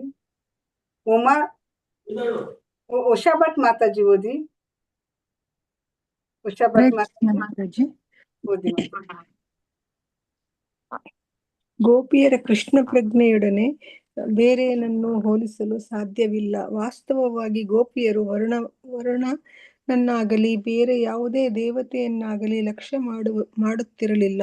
ಅವರಿಗೆ ಬೇಕಾಗಿದ್ದುದು ಕೃಷ್ಣನನ್ನು ಪ್ರಸನ್ನಗೊಳಿಸುವುದು. ಕೃಷ್ಣನು ಗೋಪಿಯರ ಸರಳ ರೀತಿಗಳಿಂದ ಪ್ರಸನ್ನನಾದನು ಮತ್ತು ತೃಪ್ತನಾದನು. ಒಬ್ಬರಾದ ಮೇಲೊಬ್ಬರಿಗೆ ಅವರವರ ಬಟ್ಟೆಗಳನ್ನು ಕೊಟ್ಟನು. ಕೃಷ್ಣನು ಗೋಪಿಕನ್ಯೆಯರಿಗೆ ಮೋಸ ಮಾಡಿ ಅವರು ತನ್ನ ಮುಂದೆ ನಗ್ನರಾಗಿ ನಿಲ್ಲುವಂತೆ ಮಾಡಿ ಅವರೊಡನೆ ವಿನೋದದ ಮಾತುಗಳನ್ನಾಡಿ ಸಂತೋಷಪಟ್ಟನು ಮತ್ತು ಅವರನ್ನು ಬೊಂಬೆಗಳಂತೆ ಕಂಡು ಅವರ ಉಡುಪುಗಳನ್ನು ಕದ್ದರೂ ಅವರಿಗೆ ಅವನ ವಿಷಯದಲ್ಲಿ ಸಂತೋಷವೇ ಆಗಿತ್ತು. ಅವನ ವಿರುದ್ಧವಾಗಿ ಯಾರಿಗೂ ದೂರು ಕೊಡಲಿಲ್ಲ. ಗೋಪಿಯರ ಮನೋಧರ್ಮವನ್ನು ಚೈತನ್ಯ ಮಹಾಪ್ರಭುಗಳ ಪ್ರಾರ್ಥನೆಯಲ್ಲಿ ಕಾಣಬಹುದು. ಅವರು ಹೀಗೆ ಪ್ರಾರ್ಥಿಸುತ್ತಾರೆ: ನನ್ನ ಪ್ರೀತಿಯ ಪ್ರಭು ಕೃಷ್ಣ, ನೀನು ನನ್ನನ್ನು ಆಲಿಂಗಿಸಬಹುದು ಅಥವಾ ಕಾಲಿನ ಕೆಳಗೆ ತುಳಿಯಬಹುದು, ಇಲ್ಲವೇ ನೀನು ನನ್ನ ಮುಂದೆ ಕಾಣಿಸಿಕೊಳ್ಳದೆಯೇ ಇದ್ದು ನನ್ನ ಹೃದಯ ಒಡೆಯುವಂತೆ ಮಾಡಬಹುದು. ನಿನಗೆ ತೋರಿದಂತೆ ಮಾಡಬಹುದು, ಏಕೆಂದರೆ ಏನೇ ಮಾಡಲು ನಿನಗೆ ಸ್ವಾತಂತ್ರ್ಯವಿದೆ. ಆದರೆ ನೀನು ನನ್ನನ್ನು ಹೇಗೆ ನಡೆಸಿಕೊಂಡರೂ ಎಂದೆಂದೂ ನೀನೇ ನನ್ನ ಪ್ರಭು. ನನಗೆ ಪೂಜ್ಯವಾದುದು ಬೇರೇನೂ ಇಲ್ಲ. ಕೃಷ್ಣನ ವಿಷಯದಲ್ಲಿ ಗೋಪಿಯರ ಮನೋಧರ್ಮವೂ ಇದೆ. ಕೃಷ್ಣನಿಗೆ ಗೋಪಿಯರ ವಿಷಯದಲ್ಲಿ ತುಂಬಾ ಸಂತೋಷವಾಯಿತು. ಅವರೆಲ್ಲರೂ ಅವನನ್ನು ಪತಿಯನ್ನಾಗಿ ಪಡೆಯಲು ಬಯಸಿದುದರಿಂದ ಅವರಿಗೆ ಹೀಗೆ ಹೇಳಿದನು: ಚೆನ್ನಾಗಿ ನಡೆದುಕೊಂಡ ಪ್ರೀತಿಯ ಹುಡುಗಿಯರೇ, ನನ್ನ ವಿಷಯದಲ್ಲಿ ನಿಮಗಿರುವ ಬಯಕೆಯು ನೀವು ಕಾತ್ಯಾಯಿನಿ ದೇವಿಯನ್ನು ಏಕೆ ಪೂಜೆ ಮಾಡಿದಿರೆಂಬುದು ನನಗೆ ತಿಳಿದಿದೆ. ನೀವು ಮಾಡಿದುದಕ್ಕೆ ನನ್ನ ಸಂಪೂರ್ಣ ಸಮ್ಮತಿ ಇದೆ. ಕಾಮದಲ್ಲಿಯೇ ಆಗಲಿ, ಯಾರ ಪ್ರಜ್ಞೆಯೆಲ್ಲ ನನ್ನಲ್ಲಿಯೇ ನೆಲೆಸಿದೆಯೋ ಅವರು ಉದ್ಧಾರವಾಗುತ್ತಾರೆ. ಸುಟ್ಟ ಬೀಜವು ಹೇಗೆ ಫಲವನ್ನು ನೀಡಲಾರದೋ ಹಾಗೆಯೇ ನನ್ನ ಪ್ರೀತಿಯ ಸೇವೆಯ ಕಾಲದಲ್ಲಿ ಬರುವ ಯಾವುದೇ ಬಯಕೆಯು ಸಾಮಾನ್ಯ ಕರ್ಮದಂತೆ ಕರ್ಮಫಲವನ್ನು ನೀಡಲಾರದು. ಧನ್ಯವಾದಗಳು ಮಾತಾಜಿ. ಹರೇ ಕೃಷ್ಣ. ಹರೇ ಕೃಷ್ಣ ಮಾತಾಜಿ. ಉಮಾ ಮಾತಾಜಿ ಓದಿ. ಹರೇ ಕೃಷ್ಣ. ನಾ ಓದ್ಲಾ ಮಾತಾಜಿ? ಓದಿ ಮಾತಾಜಿ. ಹರೇ ಕೃಷ್ಣ. ಬ್ರಹ್ಮ ಸಂಹಿತೆಯಲ್ಲಿ ಒಂದು ಹೇಳಿಕೆ ಇದೆ. ಹೌದು ಮಾತಾಜಿ, ಅಲ್ಲಿ ಓದಿ. ಬ್ರಹ್ಮ ಸಂಹಿತೆಯಲ್ಲಿ ಒಂದು ಹೇಳಿಕೆ ಇದೆ: ಕರ್ಮಾಣಿ ನಿಗ್ರಹತಿ ಕಿಂತುಚ ಭಕ್ತಿ ಭಾಜಾಂ. ಪ್ರತಿಯೊಬ್ಬನು ತನ್ನ ಕರ್ಮ ಫಲಗಳಿಗೆ ಬದ್ಧನಾದವನು. ಆದರೆ ಭಕ್ತರು ಸಂಪೂರ್ಣವಾಗಿ ಭಗವಂತನನ್ನು ತೃಪ್ತಿಗೊಳಿಸಲು ಮಾತ್ರವೇ ಕೆಲಸ ಮಾಡುವುದರಿಂದ ಅವರು ಯಾವ ಪ್ರತಿಕ್ರಿಯೆಗೂ ಒಳಗಾಗುವುದಿಲ್ಲ. ಹಾಗೆಯೇ ಕೃಷ್ಣನ ವಿಷಯದಲ್ಲಿ ಗೋಪಿಯರ ಮನೋಧರ್ಮದಲ್ಲಿ ಕಾಮವಿದ್ದರೂ ಅದನ್ನು ಸಾಮಾನ್ಯ ಸ್ತ್ರೀಯರ ಕಾಮಾಪೇಕ್ಷೆಗಳಂತೆ ಪರಿಗಣಿಸಬಾರದು. ಇದಕ್ಕೆ ಕಾರಣವನ್ನು ಕೃಷ್ಣನೇ ಹೇಳುತ್ತಾನೆ. ಕೃಷ್ಣನ ಭಕ್ತಿಪೂರ್ವಕ ಸೇವೆಯಲ್ಲಿ ಮಾಡಿದ ಕೆಲಸ ಕಾರ್ಯಗಳು ಯಾವುದೇ ಕರ್ಮಫಲವನ್ನು ಮೀರಿದವು. ಕೃಷ್ಣನು ಮುಂದುವರೆದು ಹೀಗೆ ಹೇಳಿದನು, ಪ್ರಿಯ ಗೋಪಿಯರೇ, ನೀವು ಬಯಕೆಯಿಂದ ಕಾತ್ಯಾಯಿನಿ ದೇವಿಯನ್ನು ಪೂಜೆ ಮಾಡಿದ್ರಿಂದ ನಾನು ನಿಮ್ಮ ಪತಿಯಾಗಬೇಕೆಂಬ ನಿಮ್ಮ ಆಸೆಯು ಈಡೇರುತ್ತದೆ. ಮುಂದಿನ ಶರದೃತುವಿನಲ್ಲಿ ನೀವು ನನ್ನೊಡನೆ ಸೇರಿ ನಿಮ್ಮ ಪತಿಯಂತೆ ನನ್ನೊಡನೆ ಸುಖವನ್ನು ಪಡೆಯುವಿರಿ ಎಂದು ನಾನು ಭರವಸೆಯನ್ನು ನೀಡುತ್ತೇನೆ. ಮರಗಳ ನೆರಳಿನಲ್ಲಿ ಆಶ್ರಯ ಪಡೆದ ಕೃಷ್ಣನಿಗೆ ತುಂಬಾ ಸಂತೋಷವಾಗಿತ್ತು. ಅವನು ನಡೆದು ಹೋಗುತ್ತಿರುವಾಗಲೇ ಬೃಂದಾವನದ ನಿವಾಸಿಗಳನ್ನು ಮಾತನಾಡಿಸುತ್ತಾ ಹೋದನು. ನನ್ನ ಪ್ರೀತಿ ಪಾತ್ರರಾದ ಸ್ತೋಕ ಕೃಷ್ಣ, ವರುತಪ, ಭದ್ರಸೇನ, ಸುಧಾಮ, ಸುಬಲ, ಅರ್ಜುನ, ವಿಶಾಲ, ವೃಷಭ, ಪ್ರೀತಿಯ ಬೃಂದಾವನದ ಈ ಭಾಗ್ಯಶಾಲಿ ಮರಗಳನ್ನು ನೋಡಿ. ಅವುಗಳು ತಮ್ಮ ಜೀವನವನ್ನು ಇತರರ ಒಳಿತಿಗಾಗಿ ಮೀಸಲಾಗಿಟ್ಟಿದೆ. ಒಂದೊಂದು ಮರವು ಸುಂಟರ ಗಾಳಿ, ಬಿರುಸಿನ ಮಳೆ, ಸುಡುವ ಬಿಸಿಲು ಮತ್ತು ಚುಚ್ಚುವ ಚಳಿ ಇಂತಹ ಅನೇಕ ನಿಸರ್ಗದ ಪ್ರಕ್ಷುಬ್ಧತೆಯನ್ನು ತಡೆದುಕೊಳ್ಳುತ್ತದೆ. ಆದರೆ ನಮ್ಮ ಆಯಾಸವನ್ನು ಕಳೆದು ನಮಗೆ ಆಶಯವನ್ನು ಕೊಡುವಂತೆ ಎಚ್ಚರಿಕೆ ವಹಿಸುತ್ತದೆ. ಪ್ರೀತಿಯ ಸ್ನೇಹಿತರೆ, ಮರಗಳಾಗಿ ಹುಟ್ಟಿ ಅವು ಕೃತಾರ್ಥವಾಗಿವೆ ಎಂದು ನನಗನಿಸುತ್ತವೆ. ಅವು ಇತರರಿಗೆ ಎಷ್ಟು ಎಚ್ಚರಿಕೆಯಿಂದ ಆಶಯ ನೀಡುತ್ತವೆ ಎಂದರೆ, ತಮ್ಮ ಬಳಿ ಬಂದ ಯಾರಿಗೂ ದಾನವನ್ನು ನಿರಾಕರಿಸಿದ ಉದಾತ್ತ ದಾನಿಗಳಂತೆ ಇವೆ. ಅವು ಯಾರಿಗೂ ಆಶಯವನ್ನು ನಿರಾಕರಿಸುವುದಿಲ್ಲ. ಎಲೆಗಳು, ಹೂವುಗಳು, ಹಣ್ಣು, ನೆರಳು, ಬೇರುಗಳು, ತೊಗಟೆ, ಸುಗಂಧ ದ್ರವ್ಯಗಳು ಮತ್ತು ಸೌದೆ ಇದೆಲ್ಲವನ್ನೂ ನೀಡಿ ಮಾನವ ಸಮಾಜಕ್ಕೆ ಸೌಲಭ್ಯವನ್ನು ಕಲ್ಪಿಸಿಕೊಡುತ್ತವೆ. ಅವು ಉದಾತ್ತ ಬದುಕಿನ ಪರಿಪೂರ್ಣ ನಿದರ್ಶನಗಳು. ಎಲ್ಲಾ ಜೀವಿಗಳ ಕಲ್ಯಾಣಕ್ಕಾಗಿ ತನ್ನ ದೇಹ, ಮನಸ್ಸು, ಚಟುವಟಿಕೆಗಳು, ಬುದ್ಧಿಶಕ್ತಿ ಮತ್ತು ಮಾತು ಎಲ್ಲವನ್ನೂ ತ್ಯಾಗ ಮಾಡಿರುವ ಉದಾತ್ತ ಮನುಷ್ಯನಂತೆ ಅವು ಇವೆ. ಹೀಗೆ ದೇವೋತ್ತಮ ಪರಮಪುರುಷನು ಮರಗಳ ಎಲೆಗಳು, ಹಣ್ಣುಗಳು, ಹೂವುಗಳು, ಚಿಗುರುಗಳು ಎಲ್ಲವನ್ನೂ ಮುಟ್ಟುತ್ತಾ ಅವುಗಳ ಪರೋಪಕಾರವನ್ನು ಹೊಗಳುತ್ತಾ ಯಮುನಾ ನದಿಯ ತೀರದಲ್ಲಿ ನಡೆದನು. ಬೇರೆ ಬೇರೆ ಜನರು ಮಾನವ ಸಮಾಜಕ್ಕೆ ಕಲ್ಯಾಣಕರವೆಂದು ಬೇರೆ ಬೇರೆ ಕೆಲಸ ಕಾರ್ಯಗಳನ್ನು ತಮ್ಮ ವೈಯಕ್ತಿಕ ಅಭಿಪ್ರಾಯಗಳಿಗೆ ಅನುಗುಣವಾಗಿ ಸ್ವೀಕರಿಸಬಹುದು. ಆದರೆ ಜನಸಾಮಾನ್ಯರಿಗೆ ಅವರ ಶಾಶ್ವತ ಪ್ರಯೋಜನಕ್ಕಾಗಿ ಮಾಡಬಹುದಾದ ಸೇವೆ ಎಂದರೆ ಕೃಷ್ಣ ಪ್ರಜ್ಞೆಯ ಆಂದೋಲನವನ್ನು ಹರಡುವುದು. ಈ ಚಳವಳಿಯ ಪ್ರಸಾರಕ್ಕೆ ಎಲ್ಲರೂ ಸಿದ್ಧರಾಗಿರಬೇಕು. ಚೈತನ್ಯ ಮಹಾಪ್ರಭುಗಳು ಉಪದೇಶಿಸಿದಂತೆ ಮನುಷ್ಯನು ನೆಲದ ಮೇಲಿನ ಹುಲ್ಲಿಗಿಂತ ನಮ್ರನಾಗಿರಬೇಕು ಮತ್ತು ಮರಕ್ಕಿಂತ ಸಹನಶೀಲನಾಗಿರಬೇಕು. ಮರಗಳ ಸಹನೆಯನ್ನು ಕೃಷ್ಣನೇ ವರ್ಣಿಸುತ್ತಾನೆ. ಕೃಷ್ಣ ಪ್ರಜ್ಞೆಯನ್ನು ಉಪದೇಶಿಸುವವರು ಶ್ರೀಕೃಷ್ಣ ಮತ್ತು ಚೈತನ್ಯ ಮಹಾಪ್ರಭುಗಳ ಉಪದೇಶವನ್ನು ಗುರು ಪರಂಪರೆಯಲ್ಲಿ ತಿಳಿದುಕೊಂಡು ಪಾಠಗಳನ್ನು ಕಲಿತುಕೊಳ್ಳಬೇಕು. ಯಮುನಾ ನದಿಯ ತೀರ್ಥ ಬೃಂದಾವನದ ಕಾಡಿನಲ್ಲಿ ಹೋಗುತ್ತಾ ಕೃಷ್ಣನು ಒಂದು ಸುಂದರವಾದ ಸ್ಥಳದಲ್ಲಿ ಕುಳಿತುಕೊಂಡನು ಮತ್ತು ಯಮುನೆಯ ತಣ್ಣಗಿನ ಮತ್ತು ತಿಳಿಯಾದ ನೀರನ್ನು ಕುಡಿಯಲು ಹಸುಗಳಿಗೆ ಅವಕಾಶವನ್ನು ಕೊಟ್ಟನು. ಆಯಾಸವಾಗಿದ್ದರಿಂದ ಗೋಪಬಾಲಕರು ಕೃಷ್ಣ, ಬಲರಾಮರು ನೀರನ್ನು ಕುಡಿದರು. ಯಮುನಾ ನದಿಯಲ್ಲಿ ಗೋಪಿಯರು ಸ್ನಾನ ಮಾಡುತ್ತಿದ್ದನ್ನು ನೋಡಿದ ನಂತರ ಕೃಷ್ಣನು ಪ್ರಾತಃ ಕಾಲವನ್ನು ಹುಡುಗರೊಂದಿಗೆ ಕಳೆದ. ಗೋಪಿ ಕನ್ಯರ ಉಡುಪನ್ನು ಕದ್ದದ್ದು ಎಂಬ 22ನೇ ಅಧ್ಯಾಯದ ಭಕ್ತಿ ವೇದಾಂತ ಭಾವಾರ್ಥವು ಇಲ್ಲಿಗೆ ಮುಗಿಯಿತು. ಹರೇ ಕೃಷ್ಣ ಹರೇ ಕೃಷ್ಣ ಕೃಷ್ಣ ಕೃಷ್ಣ ಹರೇ ಹರೇ, ಹರೇ ರಾಮ ರಾಮ ರಾಮ ಹರೇ ಹರೇ, ಹರೇ ಕೃಷ್ಣ. ಇನ್ನು 5 ನಿಮಿಷ ಇರುವುದು, ವಿವರಿಸ್ಲಿಕ್ಕೆ ಆಗ್ತದ?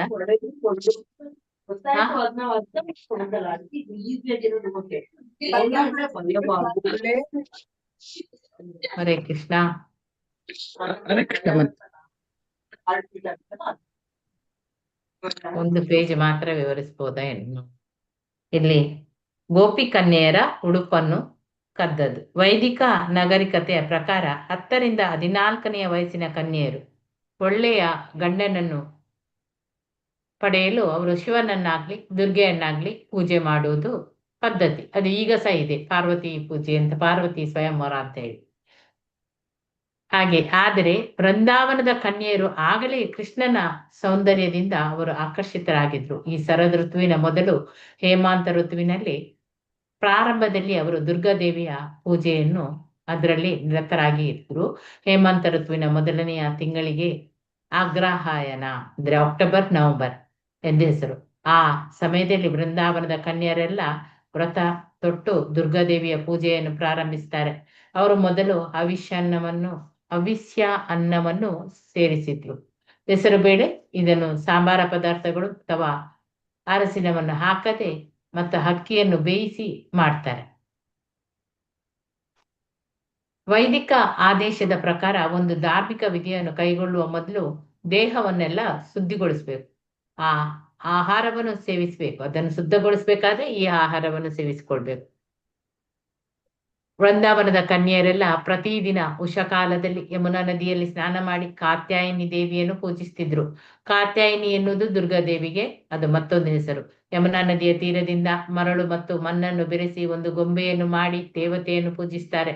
ವೈದಿಕ ಶಾಸ್ತ್ರದಲ್ಲಿ ದೇವತೆಯ ವಿಗ್ರಹವನ್ನು ಬೇರೆ ಬೇರೆ ಐಹಿಕ ವಸ್ತುಗಳಿಂದ ಮಾಡಬಹುದು ಅಂತೇಳಿ ಸೂಚಿಸ್ತಾರೆ. ಅದರ ಚಿತ್ರವನ್ನು ಬರೆಯಬಹುದು, ಲೋಹದಿಂದ ಮಾಡಬಹುದು, ಒಡವೆಗಳಿಂದ ಮಾಡಬಹುದು, ಮರ ಮತ್ತು ಮಣ್ಣು ಅಥವಾ ಕಲ್ಲಿನಿಂದ ಕೂಡ ಮಾಡಬಹುದು, ಇಲ್ಲವೇ ಭಕ್ತನ ಹೃದಯದಲ್ಲಿ ಕೂಡ ರೂಪಿಸಿಕೊಳ್ಬಹುದು. ಮಾಯವಾದಿ ಶಾಸ್ತ್ರಜ್ಞನು ಈ ಎಲ್ಲಾ ರೂಪಗಳು ಕಾಲ್ಪನಿಕ ಎಂದು ಭಾವಿಸ್ತಾನೆ. ಆದ್ರೆ ವೈದಿಕ ಸಾಹಿತ್ಯದಲ್ಲಿ ಇವುಗಳನ್ನು ಪರಮಪ್ರಭುವಿನೊಡನೆ ಅಥವಾ ಒಬ್ಬ ದೇವತೆಯೊಡನೆ ಅದನ್ನು ಗುರುತಿಸಲಾಗಿದೆ. ಗೋಪಿ ಕನ್ಯರು ದುರ್ಗಾದೇವಿಯ ಆ ಮೂರ್ತಿಯನ್ನು ಮಾಡಿ ಅದನ್ನು ಚಂದನ, ಹಾರಗಳು, ಧೂಪದೀಪಗಳು ಮತ್ತು ಹಣ್ಣುಗಳು, ಧಾನ್ಯಗಳು, ಗಿಡಗಳ ಚಿಗುರುಗಳು ಇಂತಹ ಎಲ್ಲ ಪರಿಕರಗಳನ್ನು ಬಳಸಿ ಆ ಮೂರ್ತಿಯನ್ನು ಪೂಜಿಸ್ತಿದ್ರು.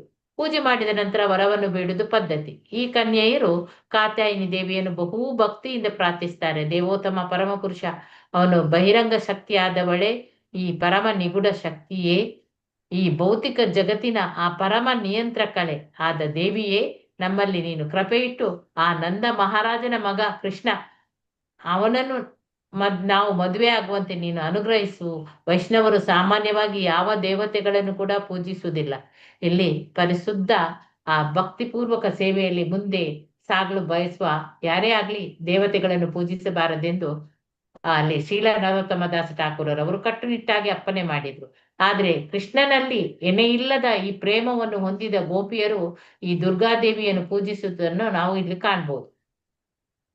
ದೇವತೆಗಳ ಆರಾಧಕರು ಒಮ್ಮೊಮ್ಮೆ ಗೋಪಿಯರು ಸಹ ದುರ್ಗಾದೇವಿಯನ್ನು ಪೂಜಿಸಿದಾರೆಂದು ಹೇಳಿದ್ದಾರೆ. ಆದ್ರೆ ಗೋಪಿಯರ ಉದ್ದೇಶವನ್ನು ನಾವು ಅರ್ಥ ಮಾಡಿಕೊಳ್ಬೇಕಿಲ್ಲಿ. ಸಾಮಾನ್ಯವಾಗಿ ಜನರು ಪ್ರಾಪಂಚಿಕ ಪ್ರಯೋಜನಕ್ಕಾಗಿ ದುರ್ಗಾದೇವಿಯನ್ನು ಪೂಜಿಸ್ತಾರೆ. ಆದ್ರೆ ಗೋಪಿಯರು ತಾವು ಶ್ರೀ ಕೃಷ್ಣನ ಪತ್ನಿಯಾಗಬೇಕು ಅಂತೇಳಿ ದುರ್ಗಾದೇವಿಯನ್ನು ಪ್ರಾರ್ಥಿಸಿದ್ರು. ಇದರ ಅರ್ಥವೆಂದ್ರೆ ಮಾಡುವ ಆ ಕೆಲಸದ ಕೇಂದ್ರ ಬಿಂದುವೆ ಕೃಷ್ಣನಾಗಿದ್ರೆ ಭಕ್ತನು ತನ್ನ ಉದ್ದೇಶ ಸಾಧನೆಗಾಗಿ ಯಾವ ಸಾಧನವನ್ನಾದ್ರೂ ಬಳಸಬಹುದು. ಕೃಷ್ಣನನ್ನು ತೃಪ್ತಿಗೊಳಿಸಲು ಅಥವಾ ಸೇವಿಸಲು ಗೋಪಿಯರು ಬಯಸಿದ್ರು. ಇದು ಗೋಪಿಯರ ಉತ್ತಮೋತ್ತಮ ಗುಣ. ಕೃಷ್ಣನನ್ನು ಪತಿಯಾಗಿ ಪಡೆಯಲು ಅವರು ಇಡೀ 1 ತಿಂಗಳು ಕಾಲ ದುರ್ಗಾದೇವಿಯನ್ನು ಪೂಜಿಸಿದ್ರು. ಪ್ರತಿನಿತ್ಯ ಅವರು ನಂದ ಮಹಾರಾಜನ ಮಗನಾದ ಕೃಷ್ಣನು ತಮ್ಮ ಪತಿಯಾಗಬೇಕೆಂದು ಪ್ರಾರ್ಥನೆ ಮಾಡ್ತಿದ್ರು. ಪ್ರಾತಃ ಕಾಲ ಬಹುಬೇಗನೆ ಗೋಪಿಯರು ಸ್ನಾನ ಮಾಡಲು ಯಮುನಾ ತೀರಕ್ಕೆ ಹೋಗ್ತಿದ್ರು. ಅವರು ಒಟ್ಟಿಗೆ ಸೇರಿ ಒಬ್ಬರಿನ್ನೊಬ್ಬರ ಕೈಯನ್ನು ಹಿಡಿದುಕೊಂಡು ಕೃಷ್ಣನ ಅದ್ಭುತ ಲೀಲೆಯನ್ನು ಕುರಿತು ಗಟ್ಟಿಯಾಗಿ ಹಾಡ್ತಾ ಇದ್ದಾರೆ.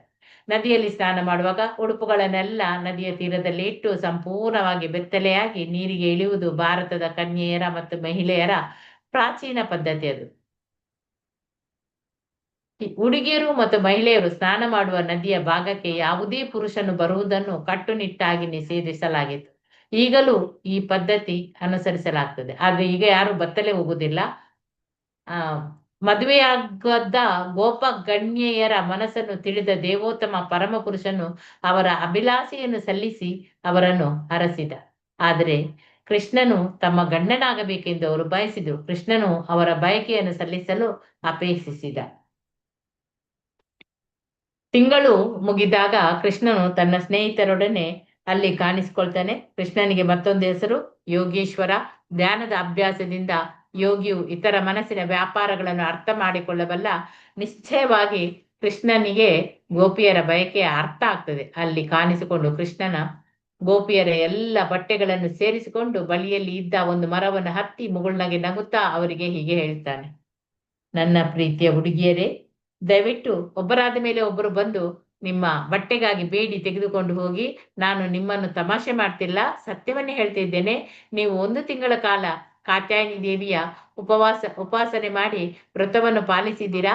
ಆದುದರಿಂದ ನಿಮ್ಮನ್ನು ತಮಾಷೆ ಮಾಡಲು ನನಗೆ ಇಷ್ಟ ಇಲ್ಲ.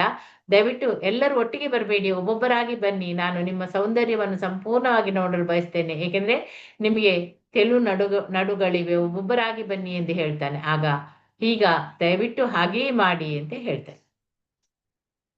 ನೀರಿನಲ್ಲಿದ್ದ ಹುಡುಗಿಯರು ಕೃಷ್ಣನ ವಿನೋದದ ಮಾತುಗಳನ್ನು ಕೇಳಿ ಪರಸ್ಪರ ಮುಖಗಳನ್ನು ನೋಡಿಕೊಂಡು ಮುಗುಳ್ನಾಗೆ ನಗ್ತಾರೆ. ಕೃಷ್ಣನ ಈ ಬೇಡಿಕೆಯನ್ನು ಕೇಳಿ ಅವರಿಗೆ ಬಹು ಸಂತೋಷ ಕೂಡ ಆಗ್ತದೆ. ಆಗಲೇ ಅವರು ಅವನನ್ನು ಪ್ರೇಮಿಸಿದ್ರು. ನಾಚಿಕೆಯಿಂದ ಅವರು ಒಬ್ಬರನ್ನೊಬ್ಬರು ನೋಡ್ತಾರೆ. ಆದ್ರೆ ಅವರು ಸಂಪೂರ್ಣವಾಗಿ ಬತ್ತಲೆ ಆಗಿದ್ರಿಂದ ನೀರಿನಿಂದ ಹೊರಗೆ ಬರ್ಲಿಕ್ಕೆ ಅವರಿಗೆ ಸಾಧ್ಯ ಇಲ್ಲ. ಬಹು ಹೊತ್ತು ನೀರಿನಲ್ಲಿ ಇದ್ದುದರಿಂದ ಅವರಿಗೆ ಚಳಿ ಆಗ್ಲಿಕ್ಕೆ ಆಗ್ತದೆ. ಅವರು ನಡುಗುತ್ತಿದ್ರು. ಆದ್ರೂ ಗೋವಿಂದನ ಈ ಸಂತೋಷ ಪಡುವ ಮತ್ತು ವಿನೋದದ ಮಾತುಗಳನ್ನು ಕೇಳಿ ಆನಂದದಿಂದ ಅವರಿಗೆ ಮನಸ್ಸಿಗೆ ಗೊಂದಲ ಆಗ್ತದೆ.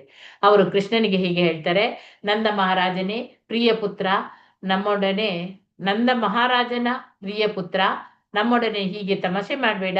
ಇದು ನಮಗೆ ಬಹು ಅನ್ಯಾಯ ಮಾಡಿದಾಗೆ. ನೀನು ನಂದ ಮಹಾರಾಜನ ಮಗನಾದುದರಿಂದ ನಿಮ್ಗೆ ಬಹು ಗೌರವದಿಂದ ಇರುವ ಹುಡುಗ ನೀನು ನಮ್ಮೊಡನೆ ತಮಾಷೆ ಮಾಡಬಾರ್ದು. ಏಕೆಂದ್ರೆ ನಾವು ತಣ್ಣಗಿರುವ ಈ ನೀರಿನಲ್ಲಿ ನಡುಗುತ್ತಾ ಇದ್ದೇವೆ. ದಯವಿಟ್ಟು ನಮ್ಮ ಬಟ್ಟೆಗಳನ್ನು ಕೊಡು, ಇಲ್ಲವಾದ್ರೆ ನಮ್ಗೆ ಕಷ್ಟ ಆಗ್ತದೆ. ಅನಂತರ ಅವರು ಬಹು ವಿಧೇಯರಾಗಿ ಕೃಷ್ಣನಿಗೆ ಪ್ರಾರ್ಥನೆ ಮಾಡ್ತಾರೆ. ಪ್ರೀತಿಯ ಸಾಮ ಸುಂದರನೇ, ನಾವೆಲ್ಲ ನಿನ್ನ ನಿರಂತರ ಸೇವಕರು. ನೀನು ನಮಗೆ ಅಪ್ಪಣೆ ಮಾಡಿದ್ರು ಕೂಡ ಹಿಂಜರಿಯದೆ ನಾವು ಪಾಲಿಸಲೇಬೇಕು. ಏಕೆಂದ್ರೆ ಅದು ನಮ್ಮ ಧಾರ್ಮಿಕ ಕರ್ತವ್ಯ ಎಂದು ಭಾವಿಸಿದ್ದೇವೆ. ಆದ್ರೆ ನಡೆಸಲೇ ಸಾಧ್ಯವೇ ಇಲ್ಲದ ಈ ಮಾತನ್ನು ನಡೆಸಲು ನೀನು ಬಲಾತ್ಕರಿಸಿದರೆ ನಾವು ನಿಶ್ಚಯವಾಗಿಯೂ ನಂದ ಮಹಾರಾಜನ ಬಳಿಗೆ ಹೋಗಿ ದೂರು ಕೊಡ್ತೇವೆ. ನಂದ ಮಹಾರಾಜನು ಏನನ್ನೂ ಮಾಡದೆ ಹೋದ್ರೆ ನಿನ್ನ ಕೆಟ್ಟ ನಡತೆಯನ್ನು ಕುರಿತು ಕಂಸ ಮಹಾರಾಜನಿಗೆ ಹೇಳ್ತೇವೆ ಅಂತ ಹೇಳ್ತಾರೆ. ಗೋಪಿ ಕನ್ಯೆಯರ ಈ ಮನವಿಯನ್ನು ಕೇಳಿ ಕೃಷ್ಣ ಹೀಗೆ ಉತ್ತರ ಹೇಳ್ದ, ನನ್ನ ಪ್ರೀತಿಯ ಹುಡುಗಿಯರೇ, ನೀವು ನನ್ನ ನಿರಂತರ ಸೇವಕರೆಂದು ಭಾವಿಸಿರುವಾದರೆ ಮತ್ತು ನನ್ನ ಅಪ್ಪಣೆಯನ್ನು ನೀವು ನಡೆಸಲು ಸದಾ ಸಿದ್ಧರಾಗಿರುವುದಾದರೆ ನಗು ನಗುತ್ತಾ ಒಬ್ಬರಾದ ಮೇಲೊಬ್ಬರು ಬನ್ನಿ. ನಿಮ್ಮ ಉಡುಪುಗಳನ್ನು ತೆಗೆದುಕೊಂಡು ಹೋಗಿ. ನೀವು ಬಾರದೆ ಹೋದ್ರೆ ಮತ್ತು ನನ್ನ ತಂದೆಗೆ ದೂರು ಕೊಟ್ರೆ ನಾನೇನು ಲಕ್ಷ್ಯ ಮಾಡುವುದಿಲ್ಲ. ಏಕೆಂದ್ರೆ ನನ್ನ ತಂದೆ ಮುದುಕನಾಗಿದ್ದಾನೆ, ಮತ್ತೆ ನನಗೆ ಯಾವ ಶಿಕ್ಷೆಯನ್ನು ಕೊಡಲಾರ ಎಂದು ನನಗೆ ಗೊತ್ತು. ಹರೇ ಕೃಷ್ಣ. 4 ನಿಮಿಷ ಆಯ್ತು. ಇನ್ನು ಕಂಟಿನ್ಯೂ ಮಾಡ್ಲಾ ಅಲ್ಲ ನಾಳೆ ಮಾಡುದಾ? ನಾಳೆ ಮಾಡೋಣ. ಹರೇ ಕೃಷ್ಣ. 168ರಿಂದ ನಾಳೆ ವಿವರಿಸೋಣ. ವಾಂಚಾಕಲ್ಪತರುಭ್ಯಶ್ಚ ಕೃಪಾ ಸಿಂಧುಭ್ಯ ಏವ ಚ ಪತಿತಾನಾಂ ಪಾವನೇಭ್ಯೋ ವೈಷ್ಣವೇಭ್ಯೋ ನಮೋ ನಮಃ. ಹರಿದಾಸ್ ಠಾಕೂರ್ की जय, अनंत कोटि भक्त वृंद की जय, श्रील प्रभुपाद की जय. ಧನ್ಯವಾದಗಳು ಹರೇ ಕೃಷ್ಣ. ಮಾತಾಜಿ. ಹರೇ ಕೃಷ್ಣ ಮಾತಾಜಿ, ಧನ್ಯವಾದಗಳು. ಧನ್ಯವಾದಗಳು ಮಾತಾಜಿ. ಹರೇ ಕೃಷ್ಣ ಮಾತಾಜಿ, ಧನ್ಯವಾದಗಳು ಜಿ. ಒಳ್ಳೇದುಂಟಲ್ಲ 2 ಚಾಪ್ಟರ್ಸ್. ಮಾತಾಜಿ. ಹರೇ ಕೃಷ್ಣ ಮಾತಾಜಿ, ಧನ್ಯವಾದಗಳು. ಹರೇ ಕೃಷ್ಣ. ಹರೇ ಕೃಷ್ಣ. ನಾಳೆ ಕಂಟಿನ್ಯೂ ಮಾಡೋಣ. ಏನ್ ಮಾತಾಜಿ, ಅಟೆಂಡೆನ್ಸ್ ಲಿಂಕ್ ಹಾಕಿ. ಮಾತಾಜಿ ಅಟೆಂಡೆನ್ಸ್ ಹಾಕಿ. ಎಲ್ಲರೂ ಹಾಕಿದೀವಿ ಮಾತಾಜಿ. ಧನ್ಯವಾದಗಳು. ಹರೇ ಕೃಷ್ಣ. ಹಾಕಿದ್ದೇವೆ ಮಾತಾಜಿ. ಪಾಪ ಕೃಷ್ಣಮೂರ್ತಿ ಪ್ರಭುಜಿಗೆ ನೆಟ್ವರ್ಕ್ ಇಲ್ಲ. ನಾಳೆ ನೋಡಿ ಪ್ರಭುಜಿ ಎಲ್ಲಿ ನೆಟ್ವರ್ಕ್ ಇರ್ತದೆ ಆ ಪ್ಲೇಸ್ ಅಲ್ಲಿ ಕೂತ್ಕೊಂಡು ಓದಿ ಪ್ರಭುಜಿ.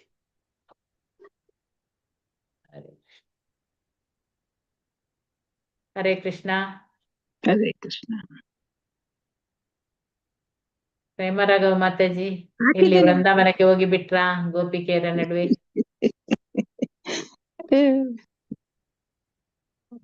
ಧನ್ಯವಾದಗಳು ಮಾತಾಜಿ. ಎಷ್ಟು ಮಂದಿ ಹೋದ್ರಿ? ಎಲ್ಲಾರು ಹೋಗ್ಬಿಟ್ಟಿವಿ ಮಾತಾಜಿ, ನಾವಂತೂ ಹೋಗಿದ್ವಿ. ಇನ್ನು ಹೋಗಿರ್ತೇವಲ್ಲ, ವಾಪಸ್ ಬರ್ಬೇಕೀಗ. ಮಾತಾಜಿ ನಾಳೆ ವಾಪಸ್ ಬರ್ತೀವಿ ಮಾತಾಜಿ. ನಾಳೆ ವಾಪಸ್ ಬರ್ತೀರಾ? ಓಕೆ, ನಾಳೆ ನೋಡೋಣ ಏನಾಗ್ತದೆ ಅಂತ ಹೇಳಿ. ಹರೇ ಕೃಷ್ಣ.